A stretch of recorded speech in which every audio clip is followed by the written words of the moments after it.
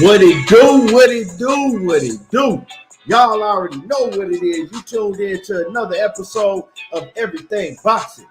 There you go, talking that boxing again.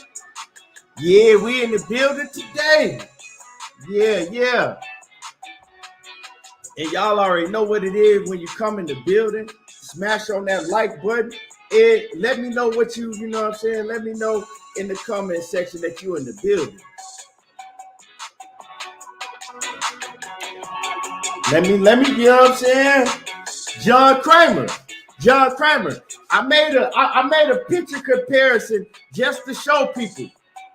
So it's funny you said that, John Kramer, because that's part of the show that I'm actually gonna talk about.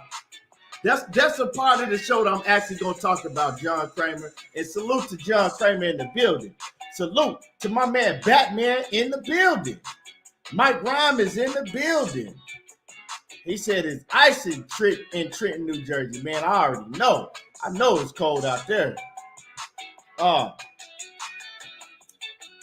My man Phil J, 508, what's happening with it? Gallardo, 16, what's happening with it? Big Texas ATX, what's happening with it? Mike Biggs Boxing, salute, what's happening? Yeah. Knockout Boxing 86 TV, what it do? Hey, we got the OG Deacon 305 in the building. What's happening with it? NBA D Nice, what's happening with it? The Queen Cassandra Mason has arrived.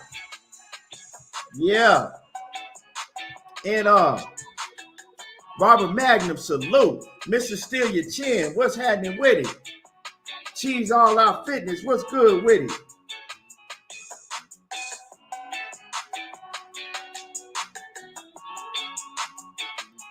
Yeah, a lot going on this weekend. I'm excited.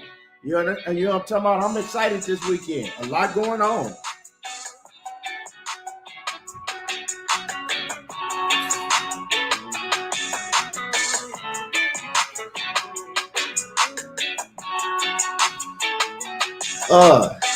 We got my man W Right Side. There you go.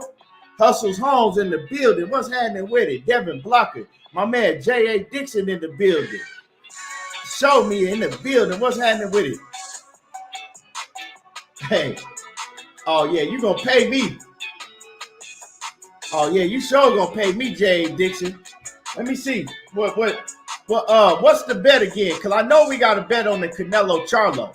I know we got 300 on Canelo Charlo. What we got on this?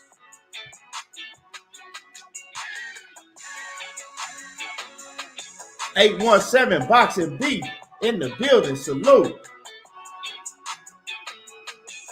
Let's see.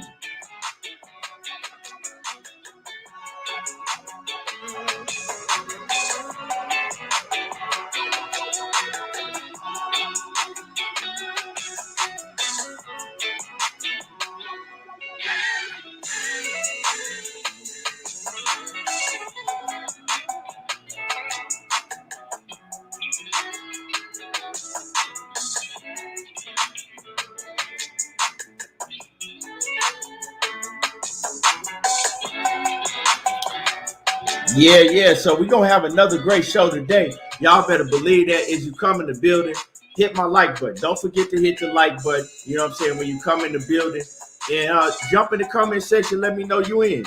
Picasso, what's happening with it? Salute. Seattle Boxing Talk in the building. Oh, yeah, Deacon, appreciate that. Yeah. So we got a lot going on. Let's get it started. You know what I'm saying? Let's get it started. Let me see where I want to start today. So let's start off. Well, I'm gonna wait till everybody get in the building. But let's talk about the Chris Eubank and Liam Smith fight. You know what I'm saying? Chris Eubank and Liam Smith. What y'all think about that fight? Who y'all got in that fight? You know what I'm saying? That's a fight on DAZN. It's popping off on Saturday. Earlier in the day, Chris Eubank and Liam Smith. 503 line. What's happening with it? And I'm excited about that fight too. I think that's a solid ass fight. Now, if you go back to Liam Smith, you see in Liam Smith, he gave Demetrius Andrade a hell of a fight. You know what I'm saying? Some might argue that was Demetrius Andrade's toughest fight of his career. And so that was a good fight between Demetrius Andrade and Liam Smith. Now you got Liam Smith fighting Chris Eubank, and I like that fight. What y'all think about that fight? Who y'all got in that? Who y'all got in that fight? And I know my man Knockout Boxing 86 TV tonight. He got his prediction show, so he gonna give y'all all his fight picks. So I know he ain't gonna say who he picking, but everybody else. How y'all like that Chris Eubank and Liam Smith fight? And who y'all picking? Jamaican, what's happening with it? Salute.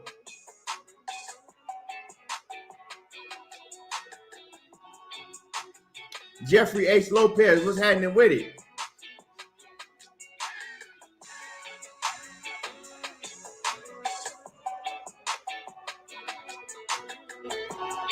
Yeah, so Mr. Steal Your Chin, he say Eubank win easily. You think that Eubank gonna win easily? I don't know about easily. He might though. Jamaican say Eubank by decision. J.A. Dixon said he got Liam Smith by split decision. That's gonna be a good fight, y'all. I said that's gonna be a good fight. You know what I'm saying? Depending on what I'm doing, I might call them fights. Wait, no, KQ gonna call them fights. But 817 say he got Eubank in a tough win by split decision. So this is what I saw, and I remember when he fought Demetrius Andrade. Demetrius Andrade started fading, over the second half of the fight, and that's when he started having a lot of problems with Liam Smith. In the beginning of the fight, Demetrius Andrade was beating the shit out of Liam Smith. And then, like Demetrius Andrade always does, like I said, Demetrius Andrade, he looked spectacular within like the first 4-5 rounds. And then, the back half of the fight, he always fades. And that's what happened in the Liam Smith fight. But he clearly won the fight to me. But Liam Smith did give him a hell of a fight. Like I said, especially down the back end of that fight. But I really got to go back and watch that Liam Smith and Demetrius Andrade fight. Because to tell the truth, y'all, I was fishing. I was on the lake fishing when that fight was going on. So I was trying to, fish and watch the fight at the same time.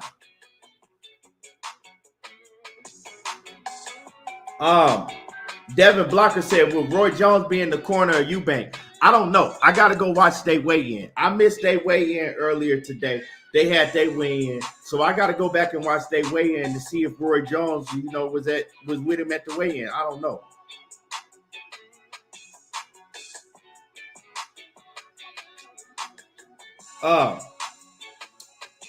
And was I saying Liam Smith? Y'all, my bad. I meant Liam Williams, y'all. I think I was saying Liam. I think I might have been saying Liam Smith, but I meant Liam Williams and Chris Eubank. You know what I'm saying? All these fucking Liams. You know what I'm saying? You can't even keep up. All these fucking Liams and Liam Smith and Liam Williamsons and Liams and it's cold. It's like in the 30s, Cassandra. It ain't nothing like y'all cold, but it's in the 30s. So yeah, and at night it's been getting real cold. Now, right now it's like, it ain't even that cold right now, to tell you the truth. It's like 50 degrees right now. You know what I'm saying? But yesterday it was in the 30s. And then last night, it was like, probably like low 20s. Yeah, but you know what I'm saying? My mistake, y'all. Liam Williams. Like I said, all these motherfucking Liams and shit. Hey, real talk, knockout. Goddamn, Demetrius Andrade, man, he done made these Liams famous as hell. Every time I look up motherfucking Demetrius Andrade fighting the Liam. But yeah, so you know, it's Liam Williams versus Chris Eubank. But yeah, so you know, I'm looking forward to this fight. I'm looking forward to this fight. So let's talk about it. Let's talk about it. I'm looking forward, like I said the other day, I'm really looking forward because I want to see how much Chris Eubank has improved with Roy Jones Jr. Now, we've seen him in a few fights with Roy, but they've been against some Rudy Poots. I want to see what he looked like against a real, you know what I'm saying, solid opponent. And Liam Williams is a real solid ass opponent. You know what I'm saying? I got to see what he looked like against a solid opponent, and we finally going to get to see what Chris Eubank looked like. You know what I'm saying? It's easy to implement new shit that you done learned on Rudy Poot ass opponents. But let's see how you look against a solid opponent. Let's see if all of that stuff that Roy Jones been teaching you and you've been doing in the ring, let's see if that shit pick up, you know, against a real live opponent. Knockout say he got to fight 50-50. And I can see why Knockout say that is because we still got a question mark behind Chris Eubank. We knew before in the past, Chris Eubank had a lot of problems with fighters that can move and box, right? Now, Liam Williams ain't really that type of fighter.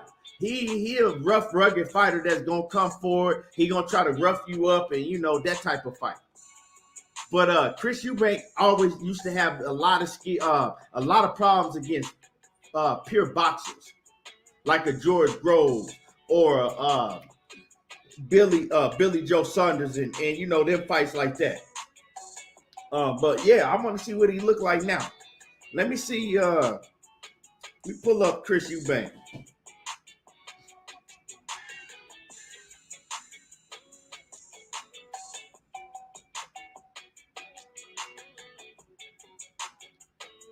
And y'all hit my like button as you come in the building. If y'all ain't smashed the like button, smash on my like button as you come in the building.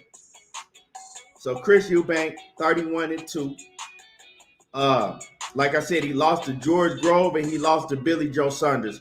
You know, back earlier in his career. Early on in his career, he lost to Billy Joe. That was way back in like 2014. Then he came at 168. He really wasn't a 168-pound fighter, but he fought at 168 and he lost to George Groves. George Groves outboxed him. Then he went on to beat J.J. McDowell, whoever the fuck he is. Then he went on to beat James DeGale, and that was a solid win. He beat Kobarov. Now, stop right here. Chris Eubank, he knocked out Kobarov. And remember, Kobarov gave Jamal Charlo hell.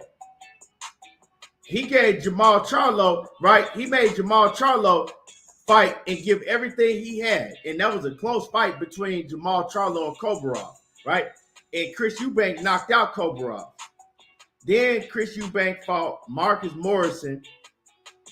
Shit, another Rudy Poot. And he beat him by unanimous decision. Then he fought somebody named Wanik John. I don't know who the hell that is. Never seen him. Never heard of him. But he stopped him, and that was his last fight. So like I said, we got to see what Chris Eubank looked like since he's been with Roy Jones Jr. Against a viable opponent. Has Chris Eubank ever been dropped? I don't know. Yeah, you right. That's what happened in that Kobarov victory. You sure is right, J.A. Dixon. So he didn't stop Kobarov. You right about that. And I think Kobarov was the first fight that Chris Eubank had with Roy Jones. But we didn't really get to see that fight because Kobarov, he tore his shoulder in like early on in that fight. And so we didn't get to see that fight. So Kobarov basically had to, you know, tap out with an injury. That you is right. He didn't stop. He didn't knock him out. You is right about that, J.A. Dixon. Because I looked at that Kobarov fight and I'm like, it say TKO on him, but I said, I don't remember him stopping Kobrov. And now when I think about it, yeah, Kobrov, he didn't stop Kobrov. Kobrov had that injury. He got that shoulder injury, and so, he had to quit. So, yeah, he ain't beat nobody. So, you know what I'm saying? I was right what I said in the first place, right? He ain't beat nobody. Chris Eubank ain't beat no motherfucking body since he got with Roy Jones. So, this, like Knockout said, it is a 50-50 fight.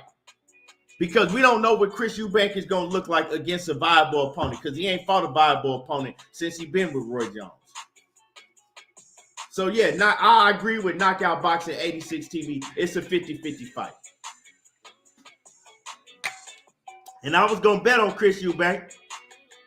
But now that I'm giving it a lot more thought, I'm going to have to go, you know what I'm saying? I'm going to have to go do a little bit more studying before I put a bet on Liam Williams or Chris Eubank. You know what I'm saying? I'm going to have to go really, really break them down before I can place that bet. But like I said, Chris Eubank main thing is having problems with, Mr. Steal Your Chin. I mean, it just all depends how you think of it. But my main thing is Chris Eubank problem is having his main problem was always having problems with fighters that can box and that that can move. I don't look at Liam Williams as a fighter that can box like that and that can move like that. He's a more rough, rugged. He gonna be right there and he gonna try to bang with you. And if you ask me, that plays right into Chris Eubanks Jr.'s hands, right? Because he liked to bang. Chris Eubank got a lot of power. He's strong. And he got fast hands. So, thinking about it, I'm going with Chris Eubank. And he might stop Liam Williams. Chris Eubank might stop Liam Williams. Because I'm not saying he is going to stop him, but he going to have a chance to stop Liam Williams because Liam Williams is going to be there to be stopped. You feel me? Liam Williams is going to be there to be stopped. Now, can Chris Eubank stop him? That's yet to be seen, but we're going to see. So I like that fight. Yeah, W. Rightside say that Eubank should be he should be able to be more elusive as well. Right. You're right. He is. He got better feet than Liam Williams. He got better hand speed than Liam Williams. I think he got better power than Liam Williams. They both, rugged type fighters. So when you J.A. Dixon said, damn, I be getting my Liams mixed up. I'm telling you, it's too many Liams to keep up with. But like I said, I think when you put all the attributes next to each other, I think that Eubank Jr. got more checks on his. You know what I'm saying? And Eubank Jr., if you look at the opponents he's been in the ring with, he got the better experience. He didn't fought the tougher fighters overall. So I'm going with Liam Williams. Knockout Boxing 86 TV. And your prediction, I'm going with Liam Williams. And, I'm going to be looking forward to see who Knockout got. I'm going to be looking forward to see who Knockout got. So, yeah. I got Liam Williams. Now, another subject I want to talk about is I made a video on this subject, right? And I broke the video down. In the video, I broke it down and let everybody know exactly what went on. You know what I'm saying? So go check out the video if you want the main details, but cut to the chase. We know about that incident that, Jamal Charlo, he was charged with like robbery and that girl was trying to press charges. The waitress was trying to press charges on him and say that she was injured by one of the members of his team when they was, barging out the door and like all type of bullshit. Well, Jamal Charlo has been cleared of all charges, right? They didn't have nothing. They lied on that man. They tried to say that Jamal Charlo tried to take the waitress's, checkbook and run up out the restaurant, right? They tried to say that he took her checkbook, ran up out the restaurant with her tickets and cars and the money in there, but they lied on Jamal Charlo. And so he's cleared of all charges. They threw all of that bullshit out the window. You know what I'm saying? So I put a video up about that. I went into details on exactly what happened. So if y'all want to know the details, just go check out my video. But the thing is all of the channels that ran and they shitted on Jamal Charlo, right? They couldn't wait to run with this news. I ain't seen none of them come out with the news apologizing, saying that they was wrong, right? Because now Jamal Charlo was cleared of all charges. Right? Nah, I don't want to hear none of that bullshit, Dundada. I don't want to hear none of that bullshit about, the lawyer made the charge disappear. No, they didn't have nothing. What the fuck that man need to go and steal a checkbook for in a restaurant, all the money he got? What do you need to go steal anything for? Miss me with that bullshit right now, Dundada. All the money that Jamal Charlo got, he don't need to rob or steal shit. You know what I'm saying? So like I said, if you wanna know the details on what happened and why he was cleared, y'all can go check out the video. If not, don't check it out. But I'm just telling y'all right now, he was cleared of all charges. It was some bullshit. And now, like I said, nobody is coming out that was making videos talking about Jamal Charlo this and shitting on him. Ain't nobody coming out making videos apologizing, saying that they was wrong, or putting out the news, right? Or putting out the news saying, you know what? He was cleared of all charges and putting the details behind it. So yeah, that's just what it is. So I just wanted to get that news out there and let y'all know that now Jamal Charlo, he don't have that hanging over his head no more. Hold on, y'all. LeVar Cooper, salute. And so, like I said, I just want to get that news out there and let y'all know that Jamal Charlo, he don't have to have that hanging over his head now. And if he gonna go fight Canelo Alvarez next, he can go fight Canelo Alvarez free of having, that type of stress hanging over his head. Coach, I ain't taking a motherfucking thing off, Coach. And salute the coach in the building. I don't wear shit because of the teams all the time, bro. I just wear shit because I like how the shit look. I like, I got some clean ass fits to go with this Atlanta Falcons stuff. So that's why I got this, I got some Atlanta Falcons shit. It ain't about me because I'm not a fan of the Atlanta Falcons. I used to watch them back in the late 80s and early 90s when Prime was with him, when Dion was with him, but I'm not no fan of Atlanta like that. Like, I just like how it looked. But so, yeah. So, you know what I'm saying? At the end of the day, Jamal Charlo, he cleared of all charges. So go ahead and go motherfucking tell that. Tell that. Put out that fucking story. You know what I'm saying? Because I scroll down my articles. When I'm scrolling down my articles, I don't see nobody talking about that. So let's talk about that now. So moving on. We're going to move on and we're going to get into more cooking. We're going to get into more cooking. I got more cooking. I got more cooking for y'all. So Keith Thurman, Mario Barrios. If anybody is in the chat that want me to put any bets in my black book, I got Keith Thurman, right? So before we get to the bets, though, Keith Thurman is looking in tremendous shape. The boy Keith Thurman cut up like a bag of bad dope. For real, he cut up like a bad batch of dope. Keith Thurman looking in tremendous shape, y'all. Why is hold on, something going on with my StreamYard, y'all. Hold on. Wait, hold on. Let me check my likes because let me check my likes. Nah, I'm not talking about shit until y'all hit that like button. It's too many of y'all in the building for my likes to be looking like it's looking. We ain't even finna get into that. We ain't finna get into Keith Thurman. Nothing else I want to cook on today unless y'all hit that like button, because there's too many people in here that ain't hit the like button. Like, this ridiculous. Get the likes up.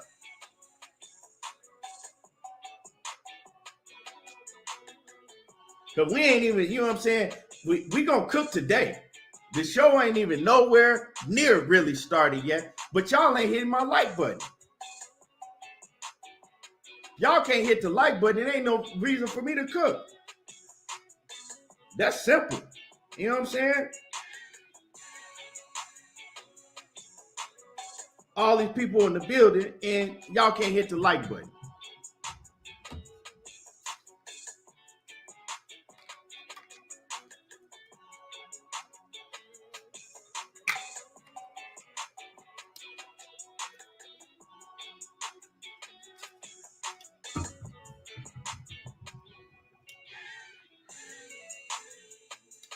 Let me see.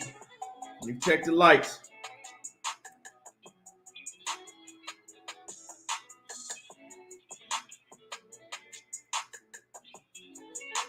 Yeah, I'm gonna have to start getting like blue blood on y'all for real.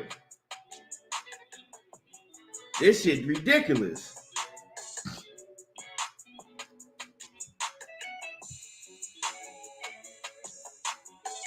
Come on, get the likes up.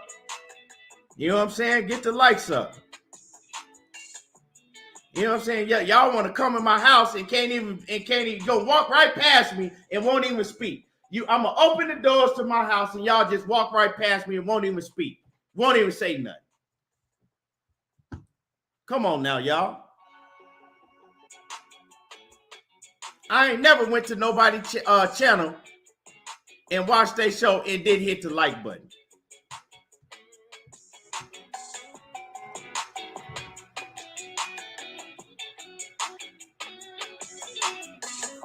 So, okay. Now, like I said, continue to hit the like button. So, Keith Thurman, like I was saying, and whoever left, get your ass out of here. Because I don't want you in here. If you can't hit the like button, get the fuck up out of here then. Leave if you want to. I ain't tripping. For real. Because whoever in here with me is the ones that really rocking, and we gonna rock. The rest of y'all can leave. Up in the fucking background, you know what I'm saying, sniffing all up under my nuts and shit. And you know, hiding in the background, don't want to hit the like button, don't want to say nothing. Yeah. But okay, so let's get into it, y'all. So Keith Thurman is looking, like I said, he looked like motherfucker cut up. Like I said, he cut up like a bad batch of cocaine right now. Motherfucking Keith Thurman cut up. Boy looking in tremendous shape right now. Now, he look about 80 years old in the face. You dig what I'm saying? Keith Thurman look about 85 years old in the face, but you know what I'm saying, from the neck down, the boy in tremendous shape from the neck down. I don't know what's going on with Keith Thurman's face because he look older than the motherfucker. And that goddamn hairstyle he got, that ain't doing him no justice. We need to go on a petition for Keith Thurman to let it go. You know what I'm saying? Keith Thurman needs to do like Teddy Pendergrass, and I think he better let it go. Because that boy shit is looking real bad up top. Keith Thurman been trying to hold on to that goddamn shit he got for the past 4 years, and he should have cut that shit 4 years ago. Keith Thurman got to cut all of that shit off. Shave all of that shit off. Right? Because I'm confused when I look at Keith Thurman. When I looked at him, I said, this motherfucker is ripped up. I ain't never seen Keith Thurman this cut up before. The man is in tip-top condition. But then I look at his face and I said, God damn, look at this 85-year-old man right here. I said, this 85-year-old motherfucker is in tip-top condition. I ain't never seen a man that fucking old, right, in that great of shape. For real. Keith Thurman looking like Otis Nixon in the face. And if y'all don't know who Otis Nixon was, you know what I'm saying? A lot of people too young to know who Otis Nixon was of the Atlanta Braves. But Otis Nixon That's the oldest baseball player I ever seen in my life. And the motherfucker was like in his 20s and he looked like he was 88. If y'all know who Otis Nixon was. So, yeah, Keith Thurman looking like Otis Nixon in the face. But he looking like a motherfucking, a men's fitness action figure. You know what I'm saying? In his body. And I'm going to pull this up for y'all. I'm going to screen share because I made a comparison, right? I did a comparison so y'all can see Keith Thurman in the weigh-in with Manny Pacquiao. And then y'all can see Keith Thurman in the weigh-in today. And I want y'all to see the difference. So what I'm going to do is I'm going to share my screen. We see how to do this.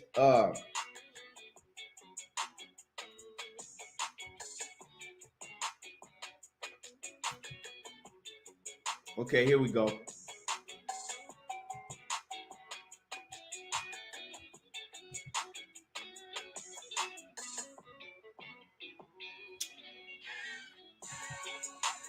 I'm trying to let me blow it up so it's a little bigger.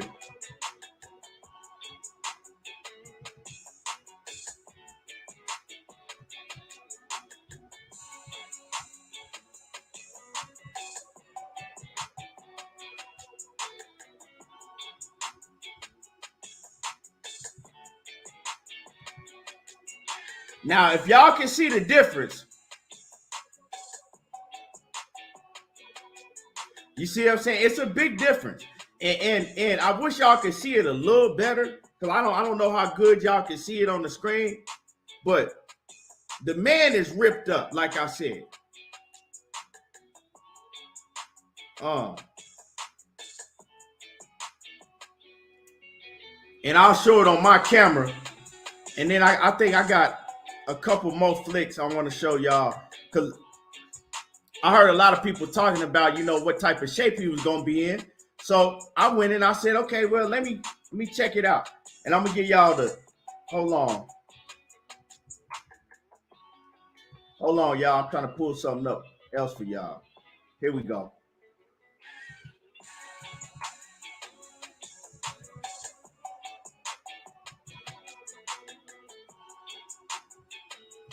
All right, here we go. Bear with me, y'all. I'll get y'all right now. Now I'm going to share this. And then I'm going to do, like I said, I'm going to share both of them, but I'm going to share this one first. So this is the Manny Pacquiao fight.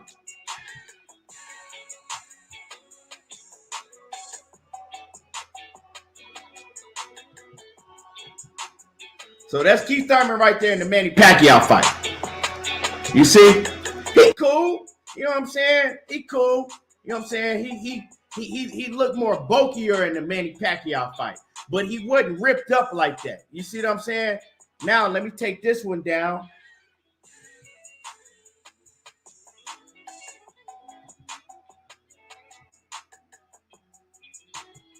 Let me take that one down, and then I'm gonna put up the Keith Thurman from his weigh-in today.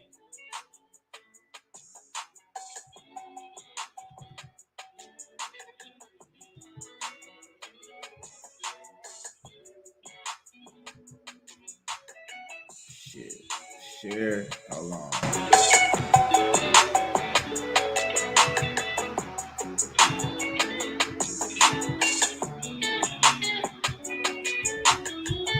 There you go today.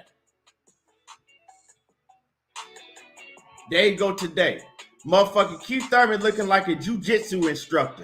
You can't tell me this motherfucking Keith Thurman ain't looking like a jiu-jitsu instructor. This motherfucker ripped up now. Keith Thurman ripped up now. The motherfucker Keith Thurman in some shape.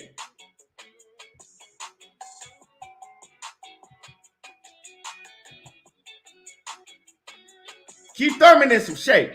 Now, like I said, in his face, he looked like he about 85 years old. But if you look from the neck down, the motherfucker in shape. And he came in weighing 185 pounds. He was 185. So I know a lot of people saying Keith Thurman looked like he's struggling with weight. If he weighed in at 185, he wasn't struggling in weight. Motherfucker look like a jiu-jitsu instructor, Jamaican. I'm telling you. If y'all ever seen a jiu-jitsu motherfucking master, that's what he look like. This nigga don't look like no boxer. He look like he'll motherfucking get you on the mat and fucking wrap you up and choke you out and shit. Motherfucker look like he'll wrap your ass up and choke you out. Keith Thurman knows some shit. He done went over there to Nepal with his wife over there in India, and Keith Thurman and learned some shit. That's a dangerous motherfucker right there. That motherfucker dangerous. Look at his ass. He look like he'll choke you out in about 1.3 seconds. So that's a motherfucking jiu-jitsu instructor right there. That ain't no boxer. You can play with him if you want to, knockout. Keep playing if you want to, knockout. Motherfucker Keith Thurman gonna make these niggas learn. Hey, but hey.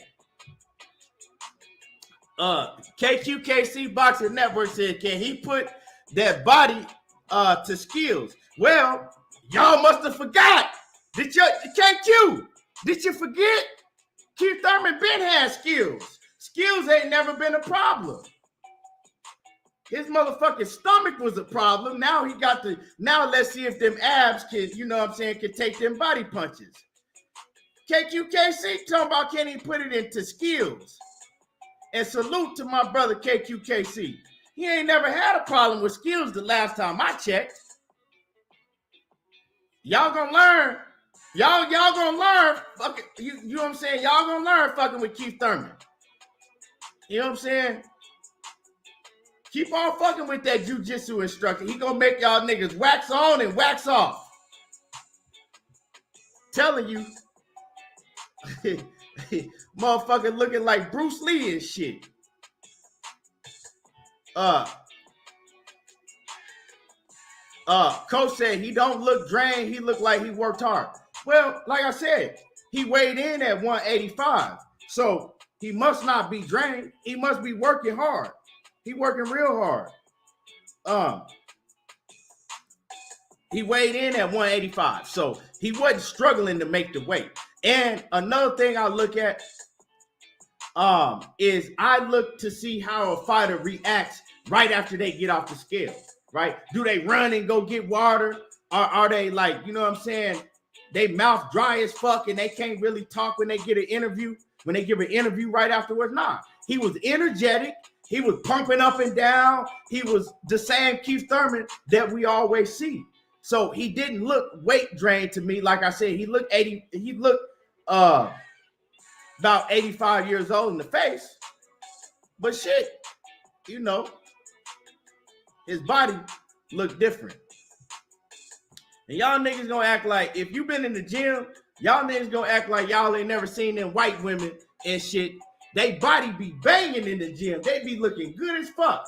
And you scroll up and you look at their face and they look every bit of 57 years old. Yeah. You know what I'm saying? They body be looking like they 25, but they face look like they 55. That's Keith Thurman, you know what I'm saying?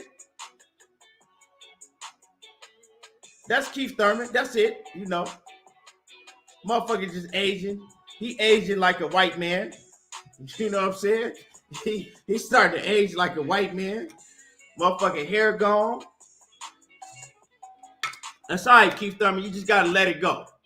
Keith, you know what I'm saying? You got to let it go. The Lord didn't mean for you to have, you know, a full head of hair past 33. You got to let it go, Keith. That's it. Keith let that hair go, you know. He going to be all right. He going to be all right.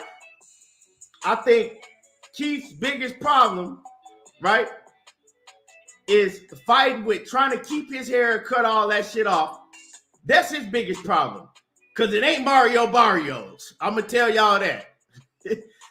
Hey, I'm telling y'all. Y'all worried about Mario Barrios. He more worried about should he fucking just go on, let it go like Teddy Pendergrass, or should he keep that shit into his way in the back of his head like motherfucking Stevie Wonder? Should I let it go like Teddy Pendergrass or keep it like Stevie Wonder? That's his biggest problem because it ain't Mario Barrios.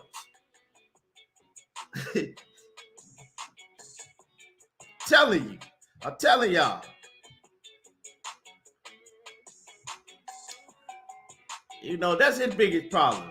Dead Game Boxing said he lost his in his 30s. And I hope you let it go. I hope you ain't still trying to hang on to that shit, Dead Game Boxing. When it's time, it's time. Hey, but you know, on the most serious note, before I get to, you know what I'm saying, motherfuckers crying and can you please just keep it serious and talk about boxing?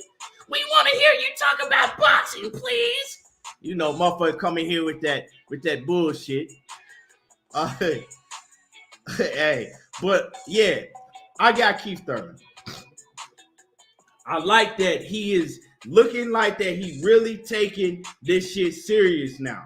Keith Thurman is really taking shit serious now, right? You can tell by the way that he looks. He looked like that he's taking his nutrition serious. He's looking like that he's working out harder than ever. And I like that. You know what I'm saying? I like that about Keith. So I got Keith Thurman. So let's cut to the chase. Anybody in the building that want to pick Mario Barrios to win against Keith Thurman, come on right now. Let's get it. Anybody that want to pick Mario Barrios to beat Keith Thurman, let me know right now or forever hold your peace. Mr. Steal Your Chin, if you feel like you want to pick Mario Barrios, you got to speak right now or forever hold your peace. Let me know. Let me know. Let's go. Who wanna? Come on. I'm gonna put you down for a bet right here. Who wanna pick Mario Barrios? Big Texas ATX Cletus Smith say he got Mario Barrios. Hold on. How much you want to put on it? Big Texas, how much you want to put on it? 17 rolling. I can't bet with you. I ain't never seen you a day in my life. I never seen you in this chat. So I ain't gonna just bet with motherfuckers is popping up from the background. I ain't never seen coming in the chat before. Picasso said he got Keith. Okay, let's do it this way. Let me know who you got and let me know how much money you want to put on it. Picasso said he got Keith. No, but I'm saying if you got Mario Barrios, let me know how much money you want to bet on it. Big Texas ATS Cletus Smith say, I got Barrios, but I ain't betting. Because you betting on Barrios because that's your partner. But you know he gonna lose. Moving along. Who got Barrios?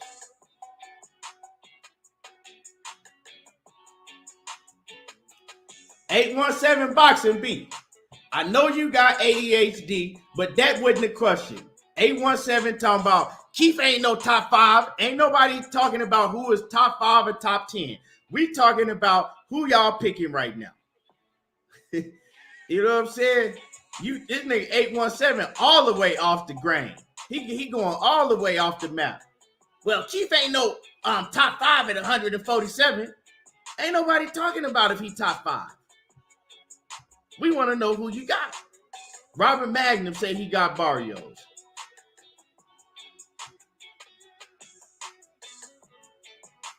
I want to know who want to bet. Who got Barrios and who want to put up some money?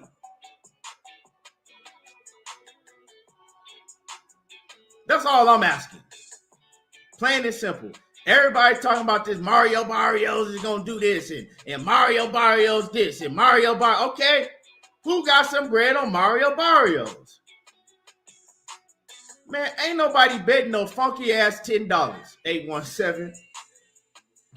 I'd rather do a push-up contest than bet a nigga $10.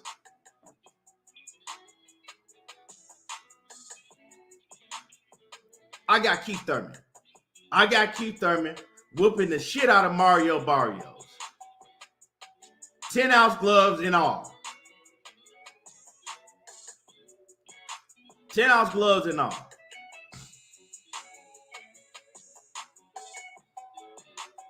Milwaukee Money said he got Maul over Canelo for something you can bet.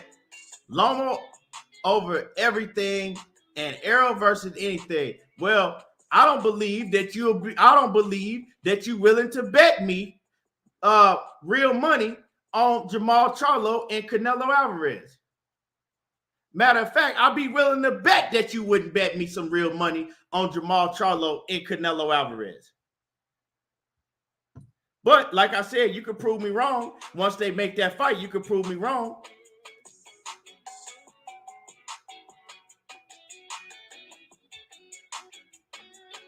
I'll tell you that.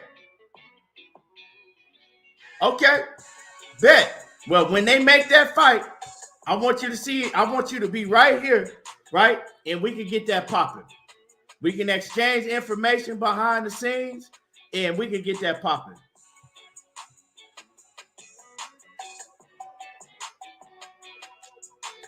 Why is Thurman a piece of shit for fighting Mario Barrios? Right? 817. Why is Thurman a piece of shit for fighting Mario Barrios?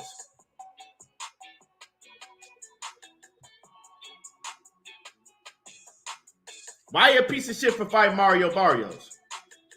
Who else you want to see Thurman fight off a 3-year layoff? 817 Boxing Beat? Who else did you want to see Keith Thurman fight off a 3-year layoff? Since you saying that he's a piece of shit because he's fighting Mario Barrios. Do you keep that same energy with everybody 8-1 Boxing Beat? Or do you just saying that because you don't like Mario Barrios? Like I said, I'm not on here talking and putting my heart into none of this shit. You know what I'm saying? I don't understand why he a piece of shit because he's fighting Mario Barrios. What's wrong with him fighting Mario Barrios on the 3-year layoff? Oh, my bad. You want him to take 3 years off and then hop in the ring against Errol Spence right off the rip. That's what you want, right? Or you want him to take 3 years off and get right in the ring with Terrence Crawford. Because everybody doing that, right? The only one that's getting the ring with a high profile, you know what I'm saying, type fighters off of being off that long, not even that long, but off of being off a long time is Errol Spence. Ain't nobody else doing it. So keep the same energy for everybody, 817.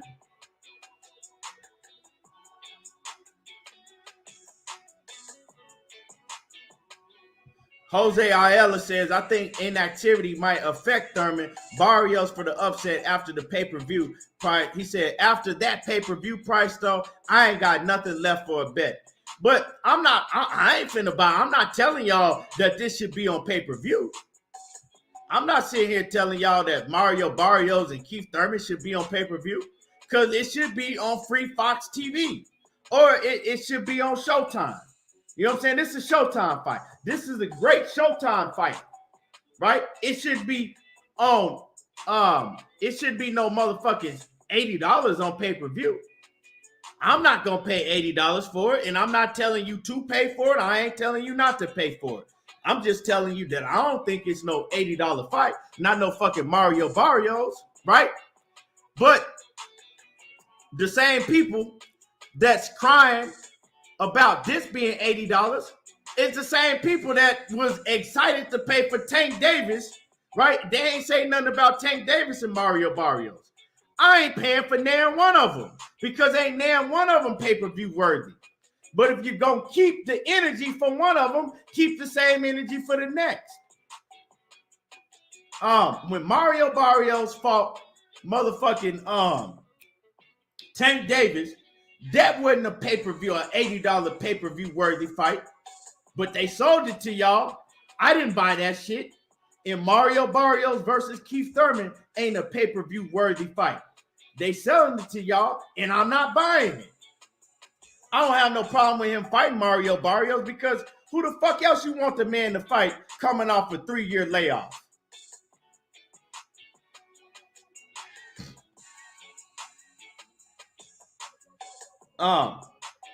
Leon Robinson says Rashidi, Clayton, Robinson, or maybe Ben. Well, Leon Robinson, last time I checked, ain't none of them fighting under the PBC banner. None of them.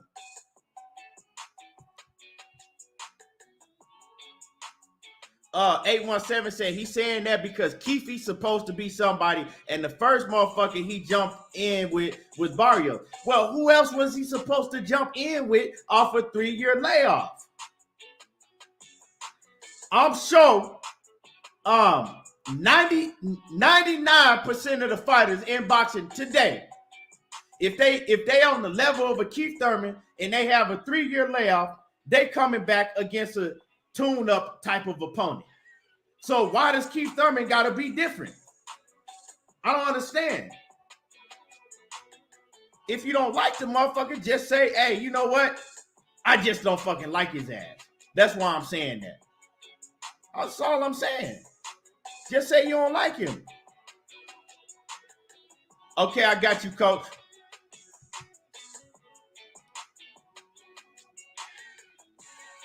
Zenith 360 say Thurman got a better comeback opponent than Ryan Garcia. I don't know who Ryan Garcia fighting, really, to tell you the truth. But so when let's say when Mikey Garcia came off of his layoff and he was fighting Xandor Martin and ain't nobody knew who he was, y'all wasn't fucking saying that he's pitiful and he's horrible and he a piece of shit.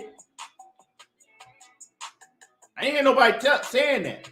I didn't hear nobody saying that Mikey Garcia was a piece of shit for fighting Xandor Martin.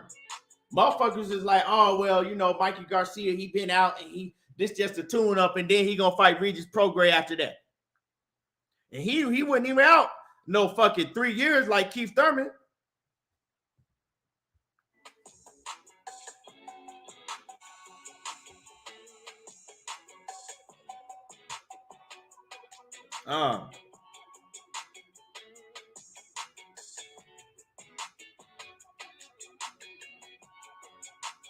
Why would he talk like he's a top dog? See, this is what I don't understand, 817.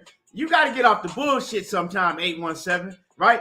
Because I see you do that shit with certain fighters that you just hate. You do it with Canelo. You do it with Keith Thurman. Bro, you got to, when you talk this boxing shit, you got to take the hate out your blood sometime. What the fuck is he supposed to do? He's supposed to talk shit and talk like he's a top dog. What is he supposed to get in front of the camera and say, well, you know, I'm just glad to be back, everybody. And, you know, I'm fighting Mario Barrios. And, you know, I hope that I can come out with a win, you know, and let's see where the year takes me. But I hope everybody, you know, buys my pay-per-view and watches me fight. And, you know, I'm just very humbled to be back. And, you know, I know I'm no longer a top fighter at 147 pounds. Yeah, I'm not a top fighter no more. But, you know, everybody go out and buy my pay-per-view because, you know, I'm just so glad to be back in the ring. And I'm not even coming in to win, but I hope I get a win against Mario Barrios. Is that what the fuck you want him to sound like, 817? Come on, man. Miss me with this bullshit, y'all. God damn. Let me drink some water. Y'all niggas be tripping sometime. No, you supposed to come back. You supposed to talk your shit. You supposed to get niggas like 817 mad as fuck, and want to see you lose. God damn. What you want the nigga to do? They put him on pay-per-view and he talking his shit just like you supposed to. You supposed to say, I'm the best. What the fuck is he fighting for? To say, well, you know, I'm in the top 10. You know, I'm somewhere around 9 or 8 still. But watch me fight. Pay for my pay-per-view. Come on, man. You got to get off that bullshit, 817. You be 817. Now, 817, that's my dog. But he say some of the stupidest shit sometimes. I swear he do. I swear he do. I swear 817 be saying some of the stupidest shit sometimes. Because you don't think about what you say a lot of times. I know you don't. You know, I know you do not think about half of the shit you say. You just say it. But come on, man. Keith Thurman is supposed to sell himself to the highest degree. He's supposed to say that he the best in the division. If you're a fighter and you stop saying shit like that and you stop believing that, I don't have no reason to watch you fight no more. I really don't. Because I'm like, okay, this man just coming in here for a payday. He already know he ain't shit no more. He knows he's washed up. I don't want to see you fight. No, you my dog, 817, but you be saying some crazy ass off the wall shit sometimes. But we know you have a hard time separating the hate that you have for certain fighters. You know what I'm saying? You still have a hard time separating the hate. And it ain't you. A lot of niggas is like that. Most fight fans is like that. If they got a fighter that they hate, they cannot speak about that fighter rationally. They can't speak about that fighter like they do, you know what I'm saying? Just have a normal, rational conversation and really think about it. You know what I'm saying? Like, that's just common sense. Like Maximus Davis said, talk is a part of the game, bro. Like, we'll come and we'll cry about certain fighters not being able to sell the fight, not being able to hype up a fight, you know what I'm saying? And then when a fighter do it, the same motherfuckers get to crying about, oh, he don't need to be saying that he this and that. He don't need to be talking like that. God damn. A motherfucker can't win for losing. That's crazy, man. Y'all, come on, man. But like I said, it ain't no pay-per-view worthy fight. I'm not going to sit up here and say, yeah, it's Keith Thurman. Y'all need to go buy the pay-per-view. I'm not going to tell y'all not to buy the pay-per-view, but I'm going to say what I'm doing myself. I'm going to watch it. I'm excited to watch it, but I'm not excited enough to pay $80 to pay for the pay-per-view. If y'all think it's a pay-per-view worthy and y'all want to see it, do what you want to do, but this ain't no pay-per-view worthy fight, and this ain't a fight that's going to help us get bigger fights if you buy this pay-per-view. But like I said, do what you want to do at the end of the day. Knockout Boxing 86 TV says Ryan is fighting a fighter from Ghana who barely beat a guy by majority decision. My bad, I got tongue-tied. Who barely beat a guy by majority decision and got KO'd 5 times. That don't surprise me. Look at Ryan Garcia. That don't surprise me. We knew that Ryan Garcia was going to come back and fight a fucking complete bum. We knew that already.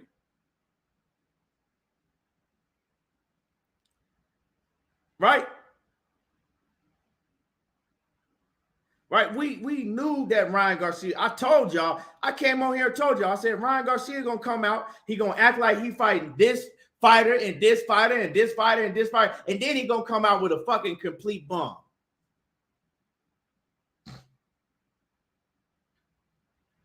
I missed your super chat. Let me scroll back up.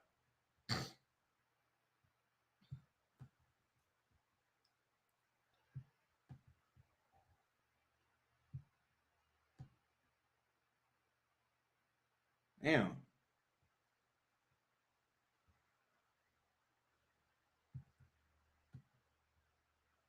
Oh, here you go, Zenith 360 in that super chat. Appreciate you coming through, always showing love. He said, Thurman got a better comeback opponent than Ryan. Yeah. And so, like I said, but that don't surprise me. We can't compare Keith Thurman to Ryan Garcia now. That's just disrespectful.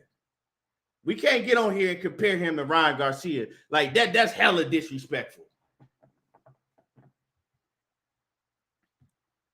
Ryan Garcia got a whole nother type of bitch in his blood. Now, Ryan Garcia, that's a motherfucker that do a whole lot of talking, but he don't got no action. He ain't got no action. And I don't understand how motherfuckers is shitting on Keith Thurman when you look at everybody Keith Thurman has fought. Y'all acting like Keith Thurman just pussy or something. The man didn't fought Sean Porter when he was in his prime, fought Danny Garcia when he was in his prime, fought Manny Pacquiao, fought, you know what I'm saying, and then fought a plethora of other, B-level top opponents. Y'all got to stop acting like Keith Thurman just some fucking on some Ryan Garcia shit. Come on, man.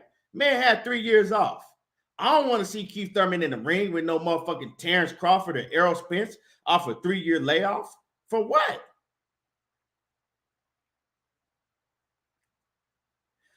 Snacks B said if Keith loses this fight, he better run out the ring like Milli Vanilli. And I agree with you. If he loses this fight, hey, he can go ahead and pack it up. If Keith Thurman loses this fight, he could pack it up.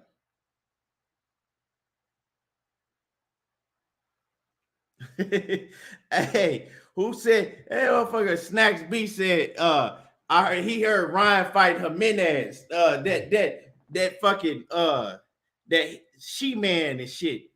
What's that She-Man Jimenez? The one that fought Cruz DAZN? Man, Jimenez, that big ass man that beat the shit out of Ryan Garcia. What was the Jimenez? Let me see. Hold on. I'm gonna pull up Jimenez on BoxRec. I can't think of Hashim's first name. Hold on. The Shim. What was the Shim's first name?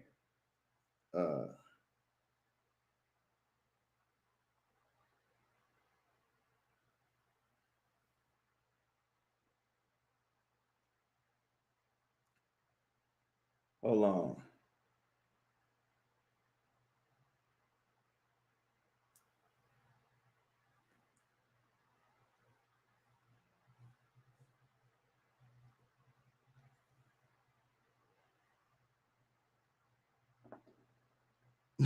Motherfucker Jay West said Craig Jimenez.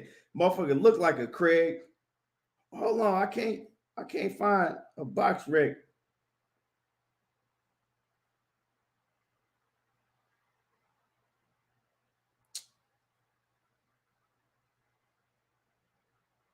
Motherfucker give me from Francisco Cruz and shit. I'm spelling it's Cruz with it. EWS. Here we go. So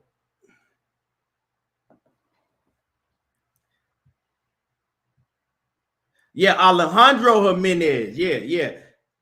Alejandre Jimenez. Not a drug. That motherfucker was an Alejandre Jimenez. For real. Hey, I fuck with Franchon Cruz heavy, but y'all can't act like that shit wasn't funny when Barry Hunter pull her motherfucking sew in out. Like, man, take this shit off your goddamn head. Hey, I goddamn near fell out on the floor. Barry Hunter put that weave off of Franchon Cruz. Take this goddamn shit off your motherfucking head. That shit was funny. I ain't gonna lie. If y'all didn't laugh at that, y'all know y'all was dying laughing at that shit. I'm sorry, Franchon Cruz. I fuck with you, but that shit was funny. Take this goddamn shit off your motherfucking head. Oh, shit.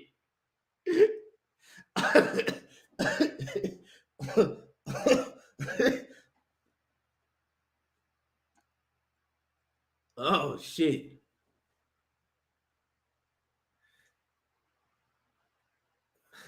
Oh shit, man.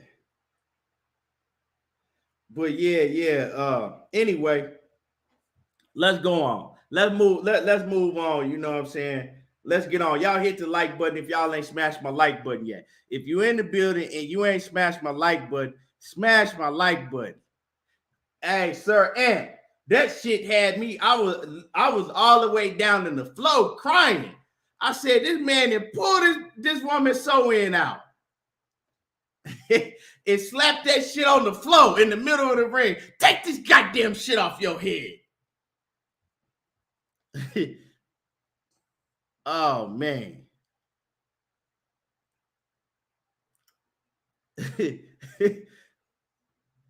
Oh, shit. Let's move on, though. I want to talk about this real quick before I get to the main topic. And I'm going to drop a link. He sure did say that. Seeing in Unseen Boxing, he sure did say that shit. You want hair in your belt. You want this goddamn hair. You want the belt. Hey, I'm going to drop a link real quick. So, you know, I'm I want to get the opinion. If you want to come up here and cook with me on this next subject, I'm finna cook on. Let me know. Let me see. I'm gonna drop this link one time for the one time.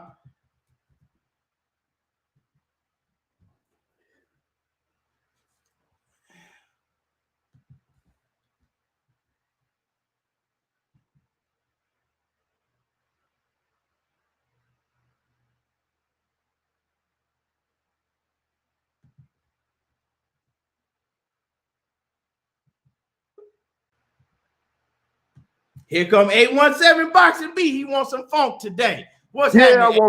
I want some motherfucking funk. Talking all that hot ass shit. What's up, man? 817 won't smoke today. Man, what you want Keith Thurman to do? To fuck it? You ain't going there acting like a motherfucking bitch, holding his tongue. God damn. Man, get off that nigga. Look. Get off. Hey, 817, let Keith Thurman live. The motherfucker already got a hairline that's way in the back of his head he holding on to. Let him live. God damn. Look, I'm not man for the man coming back and fighting or being confident in himself. I'm saying this. This is Keith motherfucking Thurman, right? As big as he try to make himself to be. And he finna fight 140 pounder, bro, in his first 147 pound fight after getting knocked out by what? Essentially 135 pounder. So he ain't doing shit even if he win, bro. Even if he win fighting Barrios. So I'm saying even for him to be in a fight with this motherfucker is demeaning in itself if he's motherfucking third person Thurman. That's what the fuck I'm saying, bro. He can't impress me with shit with Barrios. The fuck? It's Mario motherfucking Barrios.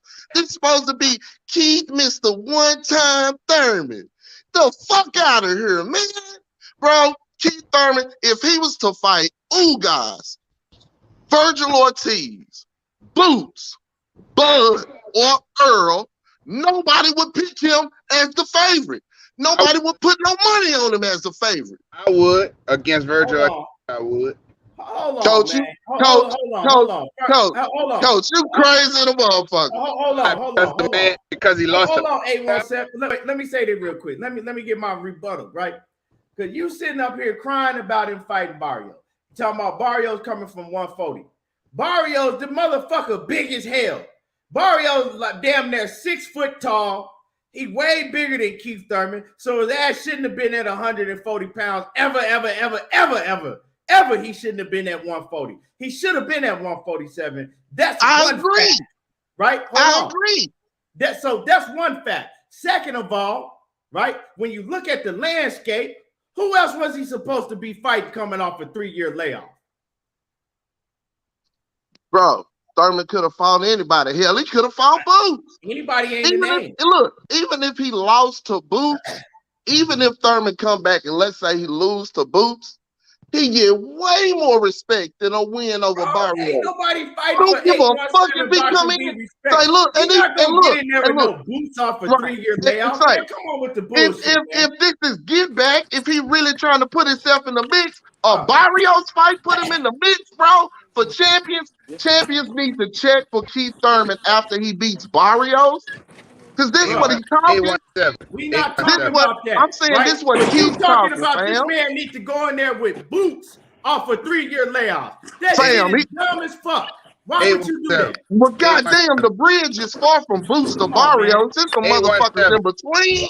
It's some motherfuckers in between. 817. You can't tell me Barrios is the best thing for him to come back to. 817. I got a question for you, dog. Not like he's selling it. 817. I got a question for you, bro. Go ahead, Coach. Okay, besides Errol Spence, who's going to do other fighters? I can't hear you say it again, Coach. I said besides Errol Spence, one of your other great favorite fighters. I mean, look, see, Key with that bullshit. Key set that narrative on that favorite fighter shit, bro. I like boxing, period. I like boxing. He got a plethora, a list in his head, but he don't want to answer it because he think you trying to walk him into something. Yeah, I mean, it ain't no favorite fighter shit. I'm Yeah, just you telling got you, a bro. favorite I'm fighter. not buying what Everybody got a keeps favorite selling. fighter. Quit fronting. I'm not buying what keeps Okay, selling, well, I'm bro. gonna ask I another feel question. like, coach, Wait, coach, I done so, always said it, coach, and I'm gonna stay consistent with saying it, coach. I feel like Keith, Danny, and Sean, they ass was average. And they took advantage of a motherfucking division in flux. As soon as some real competition came, we seen what the fuck happened with them. Danny, Sean, and Keith, they are mediocre to me. And they round robin beating up on each other. But they ain't shit to me. come That's on. just me. I can't agree with Telling that. me that these dudes wasn't on, these dudes not on the elite level. Come on, man. I don't believe those three are. I don't. I mean, just think about it.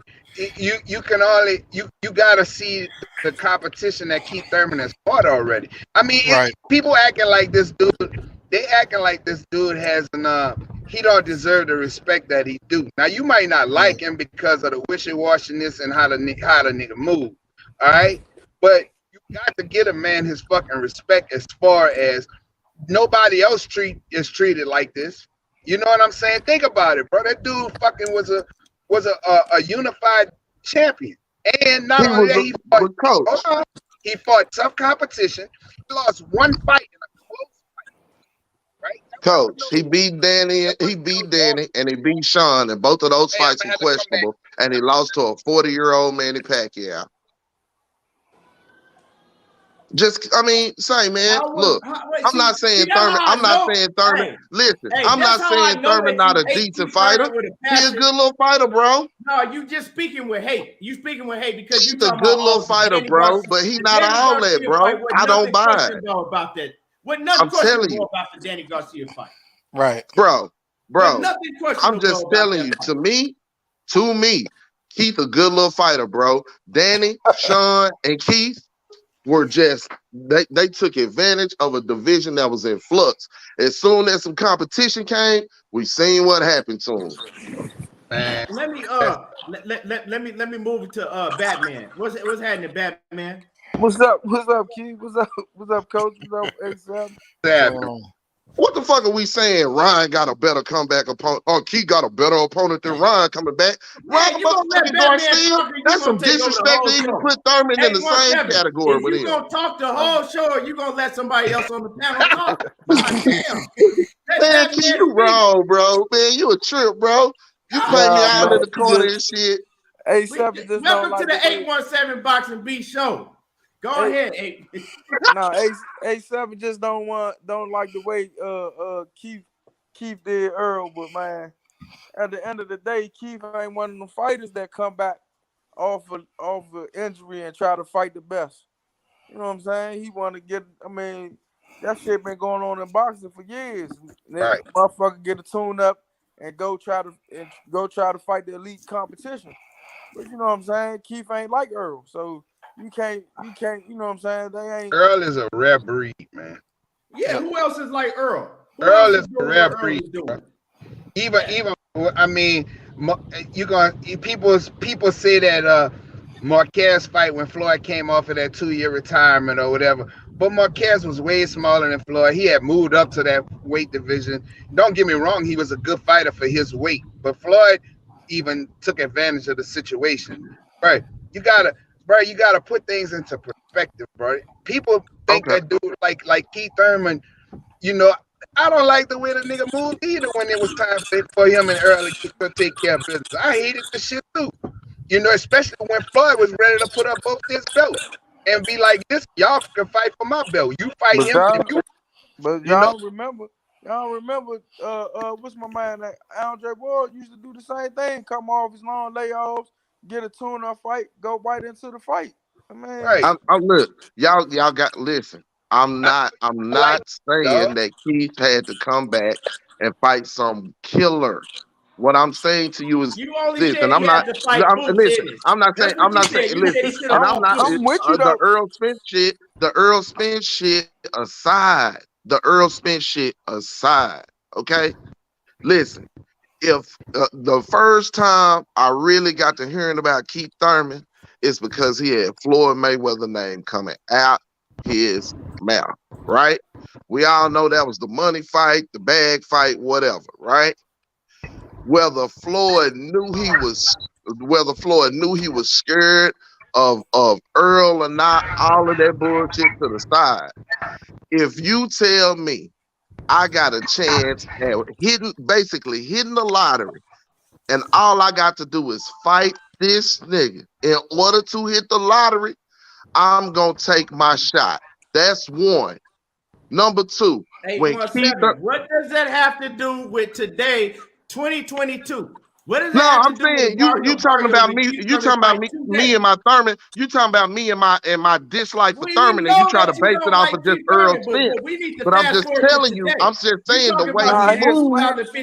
I'm explaining to you. No, what I'm doing is I'm explaining to you the way he moved and the shit I seen in the ring got me thinking like this. It's not all Earl Spence. Stop that shit. It ain't got shit to do with me being for her. You don't like Thurman. Paid for that. Think about it. He paid for that. Right now, that dude is trying to get back into the sport. Right now he's suffering for what the fuck he did, right? So that's what I'm saying, Coach. I ain't buying what he's selling. That's all I'm saying. He tried to sell the shit to me before, and I ain't buying. But what I'm saying is, you can't just say that a man who has fought a lot of elite fighters, now he's making a comeback and just totally, and he lost one fight. You think no. Y'all think Danny and Sean elite. I don't. So Spence ain't fighting nobody. Earl Spence is fighting right now. Sean Spence Porter ain't fighting nobody good then. That's what you're saying. I did not say that they wasn't good. I don't think that they was elite. I didn't think Sean was elite when Earl fought him. I didn't think Danny was elite when Earl fought him. I don't. I only think there's two elite. I only think as far as elite fighters in the division, there's only two besides Earl, and that's Bud and Jerron, in my opinion. That's just me. Let me say something. Let me say this, right? Let me say this, because we're not gonna act like you didn't say that. I asked you specifically. I said, well, who the fuck you want Keith Thurman to come back and fight? And you said Jerron Boots Ennis. So hold on, and let me finish before you cut me off. You said Jerron Boots Ennis. You said I want to see why can't fight Jerron Boots Ennis come back. Yep, and I'm gonna answer it too. Let me finish before you cut me off. You said he'll get my respect. He'll get my respect. First of all, you saying that you only think that Jerron Boots Ennis and Earl and I don't know, I think you might have named one other name is elite. So you want Keith Thurman for you to come back off a 3-year layoff and get in there with the elite of elite in your eyes, Jerron Boots Ennis. Or he can fight Virgil Ortiz. Hold on, because you've been talking the whole time. Let me talk some now. Or he can fight Virgil Ortiz. That's over there with Oscar De La Hoya Promotions Golden Boy. Make it make sense to me. Please make sense to me. I didn't say Virgil Ortiz. That's first. Second of all, when it comes to him coming back and how he talking, when he come back and how he talking, how champions need to be checking for him, how after a Barrios fight, okay, he should be in line for champions, or champions need to be checking for him. If you gonna come back with that shit, then come back and fight somebody who will put you in motherfucking space to be considered by a champion. Come back and fight Jerron motherfucking Boots Ennis. Don't come back and fight motherfucking Miguel Barrios, nigga, and tell me champions need to be checking for you. Hold on. So next time Keith Thurman fights, he needs to call 817 Boxing B and ask 817, is it okay for me to say this when you know in between while hyping up my fight? It's just my opinion. I ain't buying that shit. No, he can do what he want to do, but I'm just telling you, don't tell me champions need to be checking for you, nigga, and you finna fight a 140-pounder that just got knocked out by 135-pound ass nigga. Before he say the shit he say next time. 817. You said you ain't want him to come back and fight no killer. I don't respect the competition he about to fight neither. I don't. I think he should have fought. He could have fought Riverside Rocky again to me for a tune-up fight, because the Riverside Rocky is right outside the elite. So you want him to have a rematch with Jose Lopez? I mean, it'll look better than the Mario Barrios. So did PBC want him to have a rematch on pay-per-view with Josito Lopez? Nah, I don't know why they use I guess Barrios. the pay-per-view with Barrios look better. They both look like shit. Because I wouldn't even. This, that shouldn't even be on pay-per-view, as far as I'm concerned. I'm thinking all should have been a free TV fight, but hey, man, they tricked her. I mean, It's a pay-per-view guy now. I'm gonna tell you what they doing. They bigging up Barrios and hoping that the Mexican fans is buying the shit. They not worried about y'all buying this fucking fight, man. Thank you. They feel like the Mexicans got a little respect for him because he went in there and acquitted himself half decent against a Tank. He didn't just go in there and get knocked out in the first couple of rounds, so they can rewatch and resell his ass. And Thurman is a name, so they think they can rewatch and resell him too. But I'm not buying what Thurman's selling because I don't feel like he ever beat nobody elite. Well, come on, man. Stop that, bro. That way. But you know what I'm saying? Feel that way, but you still got to talk rational when you talk about shit. I am, bro. I didn't say he's going to lose to Barrios. I said he's going to knock him out in 8 rounds. And if he don't, he watch. 817. Your biggest problem is separating hate from reality. You got to learn how to separate hate from reality. Fam, you really what do. am I? Okay, Keon, honestly, that's a big problem you have in life. You need to learn how to separate your hate from reality. Okay, Key, honestly, listen. Hate, but you ain't speaking with reality. Okay, Key, honestly, if you look back in your chat, when you asked who was going to win this fight and how, I said Thurman was going to knock him out in 8, and if he don't, he truly washed.